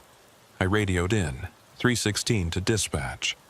I'm on scene at the reported abandoned vehicle. Dispatch, can you confirm my unit number? There was a brief pause, then the dispatcher, a woman named Marjorie Holt, who'd been working nights for as long as I'd been on the force, came back. Unit 316 confirmed. You are 316. Is there a problem? I kept my eyes on the vehicle ahead of me. Dispatch, the abandoned unit is also marked 316. Same number as my unit. Need you to verify unit assignments and check for possible stolen vehicle. Another pause, longer this time. Then Marjorie's voice came back and I could hear the confusion. 316, our records show only one unit assigned that identifier. Your unit. There is no second 316 in the fleet. Can you provide the VN from the vehicle you're observing? I stepped out of my cruiser, flashlight in hand, and approached the abandoned unit. The fog was thick enough that I could barely see 20 feet beyond the road. Everything else was just gray. Nothing. I reached the driver's side door and shone my light through the window. The interior looked normal. Computer terminal mounted between the seats. Radio, equipment, everything you'd expect. But the ignition was off, keys not visible. I tried the door handle. Locked. I moved to the front of the vehicle and crouched down to read the VIN through the windshield. Called it in. Marjorie ran it through the system. Her voice came back uncertain. 316, that VIN comes back to a unit that was decommissioned and sold at auction 18 months ago. According to our records, it shouldn't be operational. Shouldn't even have patrol markings anymore. I walked around the vehicle, examining every detail. The paint was correct. The light bar was correct. Even the minor dents and scrapes matched the standard wear pattern of an active patrol vehicle. This wasn't some civilian who'd bought a decommissioned unit and kept the markings for fun. This was a functional, accurate replica of a current patrol unit. Or it was something else, something I didn't want to think about yet. I checked the rear compartment, locked, checked the fuel cap, secured. The vehicle showed no signs of damage, no evidence of a crash or mechanical failure. It was just sitting there on the shoulder as if someone had pulled over, shut it down, and walked away. Marjorie came back on the radio. 316, I've contacted Sergeant Kramer. He's en route to your location. ETA 20 minutes. He wants you to secure the scene and await his arrival before proceeding further. I acknowledged and returned to my cruiser, pulled out road flares and set up a safety perimeter around the abandoned unit. Standard protocol. Then I sat in my vehicle and tried to make sense of what I was looking at. A patrol unit that shouldn't exist, bearing a number that was already assigned to me, sitting abandoned on a road I patrolled regularly. The coincidences were too specific to be random. This felt deliberate, planned. Like someone wanted me to find it, like someone wanted me to ask questions. While I waited for Sergeant Eldon Kramer to arrive, I did something I probably shouldn't have done. I got out and looked inside the abandoned unit more carefully, using my flashlight to examine details I'd missed on the first pass. That's when I saw it. Sitting on the passenger seat, clearly visible now that I was looking at the right angle, was a manila folder. Standard department issue, the kind we used for case files and reports. I couldn't open the locked door, but I could see through the window. Could see that the folder had writing on the tab. A name. My name. Reeves Calhoun. My hand went instinctively to my sidearm, though I didn't draw it. There was no threat here, no visible danger, just a folder with my name on it, sitting inside an impossible vehicle on an empty road in the fog. Headlights appeared in my mirror. Sergeant Kramer's unit, approaching from the north. He pulled up behind my cruiser and stepped out. A tall man in his 50s with the kind of weathered competence that came from 30 years on the job. He walked up to my window and I rolled it down. Reeves, Marjorie briefed me on the situation. Show me what we've got. We walked to the abandoned unit together. I explained everything I'd observed. The matching unit number, the decommissioned VIN, the locked doors, the folder on the passenger seat. Sergeant Kramer listened without interruption, his expression unreadable. When I finished, he circled the vehicle slowly, examining it with his flashlight the same way I had. Then he came back to where I was standing. "This doesn't make sense," he said quietly. "Even if someone bought a decommissioned unit and restored it, they couldn't get current department markings. Those are proprietary. We control the specifications, and they damn sure couldn't replicate your specific unit number. That's internal database information, not public record." I nodded, and there's a folder inside with my name on it. He looked at me sharply. "What?" I pointed through the window. "Passenger seat, manila folder. Tab is marked with my name."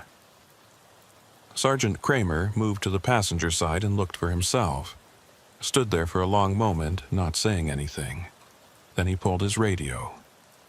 "This is Sergeant Kramer. I need a supervisor from Vehicle Services to meet me at my location immediately. Also, need a locksmith and a tow truck. We're securing an unauthorized vehicle bearing false patrol markings. Priority response." While we waited for the additional units to arrive, Sergeant Kramer and I stood between our vehicles, talking in low voices. "You have any idea what this might be about? Any cases you've worked that might have generated this kind of attention?" I shook my head. Nothing unusual. Standard patrol work. A few DUI arrests, some drug interdictions at traffic stops, nothing that would justify someone going to this much trouble. He frowned. What about threats? Anyone made comments about you? Anyone seemed overly interested in your patrol schedule or your routes? I thought about it. Small towns. Everybody knew everybody. People knew I worked nights, knew I patrolled these roads. But that was just community familiarity. Nothing sinister. No, sir. Nothing like that. The tow truck arrived first, followed by a supervisor from Vehicle Services, a woman in her 40s who looked annoyed at being called out in the middle of the night. She examined the abandoned unit, compared it to official specifications, and confirmed what we already knew. This vehicle matches current patrol configuration exactly. Paint, markings, equipment. If I didn't know better, I'd say it just rolled off our contractor's lot. But according to the VIN, it's been out of service for 1.5 years. Sergeant Kramer nodded. Can you open it? She pulled out a key programmer, a device that could interface with the vehicle's electronic systems. Spent 10 minutes working on the driver's side door lock. Finally got it open. The interior lights came on, illuminating the cab. We all leaned in to look. Everything appeared standard except for the folder on the passenger seat. Sergeant Kramer reached in carefully using gloved hands and picked it up, opened it. Inside were documents, reports, photographs, all related to me, my service record, my patrol logs, my home address, pictures of my house, pictures of my vehicle, pictures of me in uniform. Everything arranged neatly, professionally, like an investigation file, but not an official one. This was something else. This was surveillance. Someone had been watching me, documenting my life, building a profile, and they'd left it here for me to find. Sergeant Kramer's expression was grim as he flipped through the pages. Reeves, we need to get you somewhere safe. This isn't a prank. This is a credible threat. Someone's got resources and planning, and they're targeting you specifically. I felt cold despite my jacket. Why? What did I do? He closed the folder. I don't know. But we're going to find out. He pulled his radio. This is Sergeant Kramer. I need Sheriff's Department involvement. Possible stalking case involving a highway patrol officer. Request immediate assistance. While he coordinated with other agencies, I stood there in the fog, looking at that impossible vehicle, and tried to understand what was happening. Someone had gone to enormous trouble and expense to create this scene, to put this vehicle here on my patrol route on this specific night, to make sure I found that folder. This wasn't random. This was a message. But what message? What were they trying to tell me? The Vehicle Services supervisor was examining the vehicle's computer terminal, trying to access its logs. After a few minutes, she called us over. Sergeant, you need to see this. The terminal was active, showing the vehicle's patrol log. But the dates were wrong. The entries showed patrols that hadn't happened yet. Routes I hadn't driven. Incidents I hadn't responded to. It was like looking at a schedule for the future. November 4th. November 5th. November 6th. Each day showing specific patrol routes, specific times, specific locations, and at the bottom of each day's log was a note. No activity. No activity. No activity. Except for the last entry. November 7th. That one just said Final Patrol. Sergeant Kramer photographed the screen with his phone. What the hell does that mean, Final Patrol? The supervisor shook her head. I don't know. But this terminal isn't connected to our network. It's running on local storage. Someone programmed this information manually, created a fake patrol schedule for a vehicle that doesn't officially exist. Sergeant Kramer looked at me. November 7th is 4 days from now. Whatever this is, whatever they're planning, they've given us a timeline. We need to figure out what they want before we hit that date. Sheriff's Department arrived. 2 deputies and an investigator.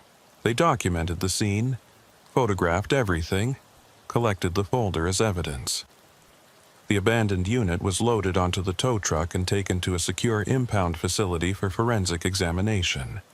Sergeant Kramer told me to go home. Get some rest. Report to headquarters in the morning for a full briefing. But as I drove back toward my house, I couldn't shake the feeling that going home was exactly what they wanted me to do. That I was following a script someone else had written. That every move I made was anticipated, expected, planned for. I live alone in a small house on the outskirts of Colbert. Bought it when I transferred to this district 5 years ago. Quiet neighborhood. Good people. No reason to feel unsafe. But as I pulled into my driveway that night, I noticed something I'd never paid attention to before. My house sat at the end of a dead-end street. Only one way in or out. Trees on 3 sides providing cover. If someone wanted to watch me without being seen, this would be the perfect location. I sat in my driveway for a long time, engine running, looking at my dark house, wondering if someone was inside, wondering if they were watching me right now from the trees, wondering what they wanted. Finally, I killed the engine and got out. Approached my front door with my hand on my weapon. The door was locked. No signs of forced entry. I unlocked it and stepped inside, hitting the lights. Everything looked normal. Furniture where it should be, TV, bookcases, kitchen clean. No obvious disturbance. I cleared every room anyway, closets, bathrooms, checked windows, checked locks, found nothing. But as I walked through my own house, I felt like an intruder, like I was trespassing in a space that had been compromised, that someone else had been here, had touched my things, had walked through these rooms while I was at work. I couldn't prove it, couldn't point to any specific evidence. But I knew. I didn't sleep that night. Just sat in my living room with my service weapon on the coffee table and the lights on, watching the windows. Waiting for something to happen. Waiting for someone to show themselves. But nothing happened. The hours passed slowly. 3 a.m., 4 a.m., 5 a.m. The sun finally came up and I felt marginally safer in the daylight. At 0700, I received a call from Sergeant Kramer. Get to headquarters. We've got a development. I drove to the district headquarters building, a 2-story structure in the county seat that housed patrol operations and administrative offices. Sergeant Kramer met me in the parking lot and walked me to a conference room where 3 other people were waiting. He introduced them. Sheriff Eldon Kramer. No relation to the sergeant, but sharing the same last name, which was common in this county. An FBI agent named Reeves from the Dallas field office, which I noted was also my first name. Another coincidence that didn't feel coincidental. And a computer forensics specialist from the state police. They'd been working through the night analyzing the abandoned vehicle and its contents. The forensics specialist started the briefing. The vehicle itself is legitimate. It's the actual decommissioned unit from your fleet.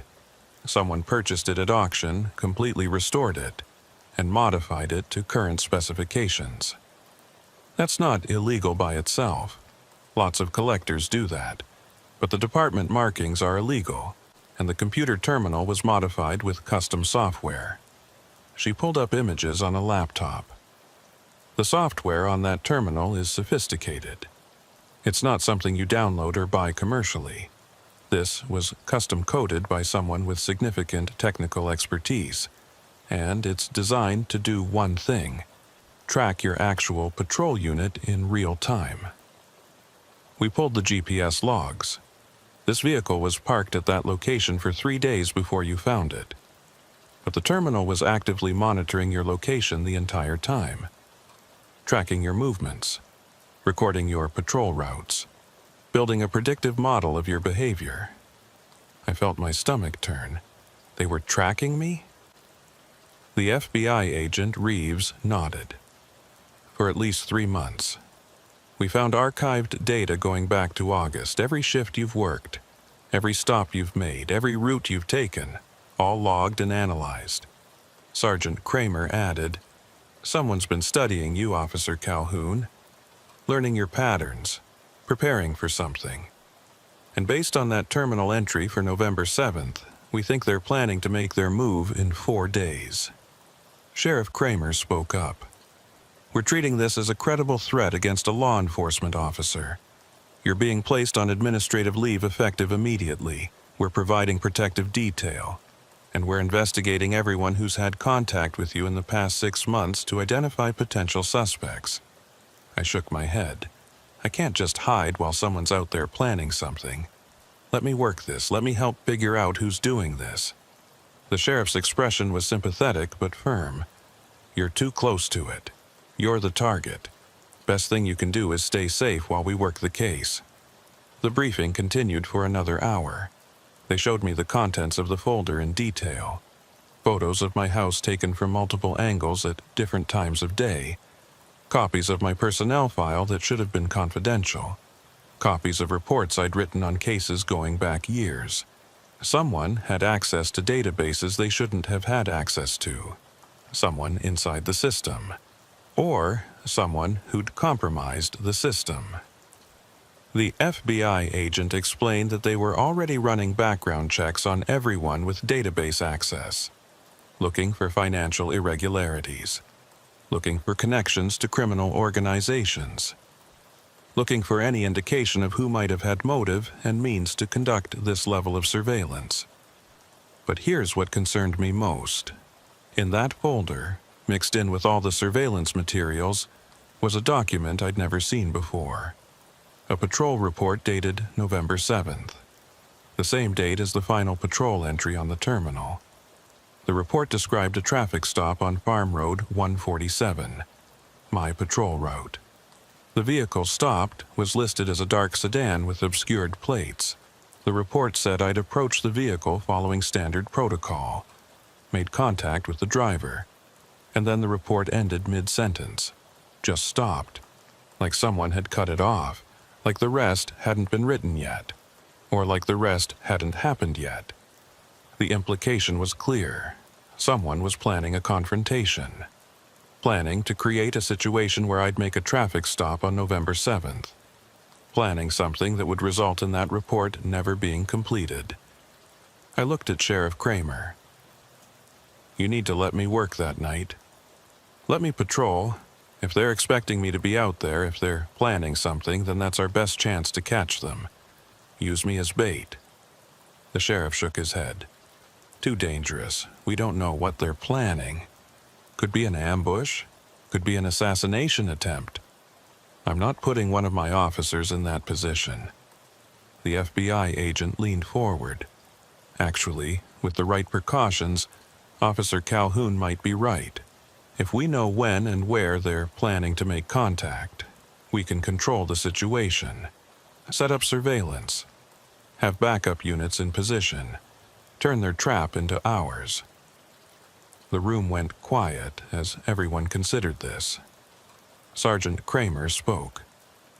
"If we do this, and I'm not saying we should, but if we do this, we'd need to plan it carefully. Unmarked units positioned at intervals along the patrol route. Air support on standby. Officer Calhoun wired with audio and video that feeds directly to command. And at the first sign of danger, we pull him out. No heroics. No trying to handle it alone." The sheriff thought about it. Looked at me. "You understand the risk? You understand that we don't know what we're walking into?" I nodded. "I understand. But I'm not letting someone run me off my own patrol route. I'm not letting them win by making me hide. And I'm not letting them execute whatever they're planning without a fight." The sheriff sighed. "All right, we'll plan for it. But this is a controlled operation. You follow every instruction from command. You don't deviate. You don't improvise." "Clear?" "Clear," I said. They spent the rest of that day planning the operation, mapping the patrol route. identifying positions for surveillance units, coordinating with multiple agencies. FBI would provide technical support and command oversight. Sheriff's Department would provide ground units. Highway Patrol would provide air support and communications. It was the most elaborate operation I'd ever been part of, all centered on a 4-hour patrol shift 4 days away. While they planned, I was sent to a hotel under protective detail. Different location every night to prevent anyone from tracking me. I wasn't allowed to go home. Wasn't allowed to contact anyone outside the operation. Was effectively in isolation until November 7th. The 3 days passed slowly. I spent them in hotel rooms reviewing the surveillance photos, trying to identify anything that might point to who was behind this. Studied every image of my house looking for details. Studied every document in that folder looking for patterns, but found nothing. Whoever had compiled this information was careful, professional. They'd left no obvious clues, no fingerprints, no DNA, no digital trail. The vehicle had been wiped clean. The folder showed no trace evidence. It was like fighting a ghost. On the evening of November 6th, the night before the planned operation, I was moved to a staging area at the Sheriff's Department. Final briefing at 2000 hours. The conference room was full. FBI agents, sheriff's deputies, highway patrol supervisors, everyone involved in the operation. The FBI agent walked us through the plan one more time. Officer Calhoun begins his patrol at 2200. Follows his normal route along Farm Road 147. Will have unmarked units positioned at mile markers 2, 7, and 12. Air support will maintain altitude out of visual range but ready for immediate deployment. Calhoun will be wearing a wire that transmits audio and video to our command post. If he encounters the dark sedan mentioned in the incomplete report, he proceeds with a standard traffic stop, but maintains heightened awareness. At any sign of threat, he calls for backup and we move in. Everyone clear? Heads nodded around the room. Sergeant Kramer looked at me. "How are you feeling?" I considered the question. Nervous, focused, ready to end this. He nodded. "Good. Remember, this isn't about being a hero. This is about gathering intelligence and making an arrest. Don't take unnecessary risks." At 2130, I suited up, put on the wire, checked my equipment, made sure everything was functioning. At 2145, I climbed into my patrol unit, the real 316, and drove to the start point of my route. The night was clear and cold, no fog this time, just darkness and stars, and the knowledge that somewhere out there, someone was waiting for me. Someone who'd spent months preparing for this moment. Someone who knew my patterns, my routes, my responses. Someone who thought they had me figured out. At 2200 hours exactly, I keyed my radio. Unit 316 beginning patrol. Marjorie's voice came back. "Copy, 316. Be safe out there." I pulled onto Farm Road 147 and started driving south into the darkness, the same route I'd driven hundreds of times before. Except tonight was different. Tonight, I was the bait. Tonight, whatever had been planned for 3 months was finally going to happen, and I had no idea if I'd survive it. The first hour of patrol was routine. I drove Farm Road 147, passing darkened farmhouses and empty fields. The radio was quiet except for occasional check-ins from the unmarked surveillance units. Everything normal, everything according to plan. But the tension never eased. Every vehicle made my pulse spike. Every shadow made my hand drift toward my weapon. At 2342, I saw headlights behind me. A single vehicle, dark sedan. It stayed exactly 3 car lengths back, matching my speed. I keyed my radio. 316 to command. I have a vehicle following my position. Dark sedan, unable to confirm plates. The FBI agent's voice came back. Copy 316. We see it on thermal. Do not initiate contact. Let them make the first move. The sedan followed me for 3 miles. Then it accelerated, pulled alongside, and passed me. I got a brief look at the driver. Male, pale face, dark clothing, no expression. The sedan pulled in front and began to decelerate, forcing me to slow down. 316, subject vehicle is forcing a stop. The response came fast. Do not stop. We're moving units to your location now. But the sedan kept slowing until it stopped completely in the middle of the road. Hazard lights came on. I stopped 20 feet behind it. The driver's door opened. The figure stepped out and started walking back toward my unit. Slow, deliberate, hands visible. But something about the way he moved made every instinct scream danger. 316, subject is approaching on foot. Where are my backup units? 2 minutes out. Stay in your vehicle. Do not engage. But the figure kept coming. Stopped in the glare of my headlights. And that's when I saw his face clearly. It was me. The same face I saw in the mirror every morning. Same features. Same build. Same everything. My breath caught. This wasn't possible. The figure raised one hand, pointed at me, then pointed at the sedan. A clear gesture. Get out. Come here. I keyed my radio with shaking hands. Command, the subject looks like me. He's identical. Before anyone could respond, the figure walked back to the sedan, got in. The vehicle pulled forward 50 feet and stopped. Waiting. Backup units arrived. Agents and deputies emerged, weapons drawn, surrounding the sedan. They called for the driver to show his hands. No response.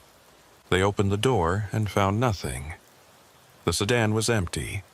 No driver, no one anywhere. Just an empty vehicle with the engine running. The FBI agent showed me thermal imaging footage. It only showed one heat signature. Mine. The sedan registered as empty. But I saw him, I insisted. He walked right up to my unit. The agent's expression was troubled. Officer Calhoun, the thermal imaging doesn't lie. If there was a person, we would have seen them. They searched the sedan, found another manila folder with my name on it. But these were medical records. Psychological evaluations dated in the future. December, January, February. All describing acute stress disorder, paranoid ideation, recommendation for psychiatric hold, documents that didn't exist yet but were dated as if they did. Officer Calhoun, have you been experiencing unusual stress? Any symptoms suggesting difficulty processing your situation? I shook my head. I'm fine. I saw what I saw. He nodded slowly, but I could see he didn't believe me. They thought I was losing it, thought the stress had pushed me over an edge.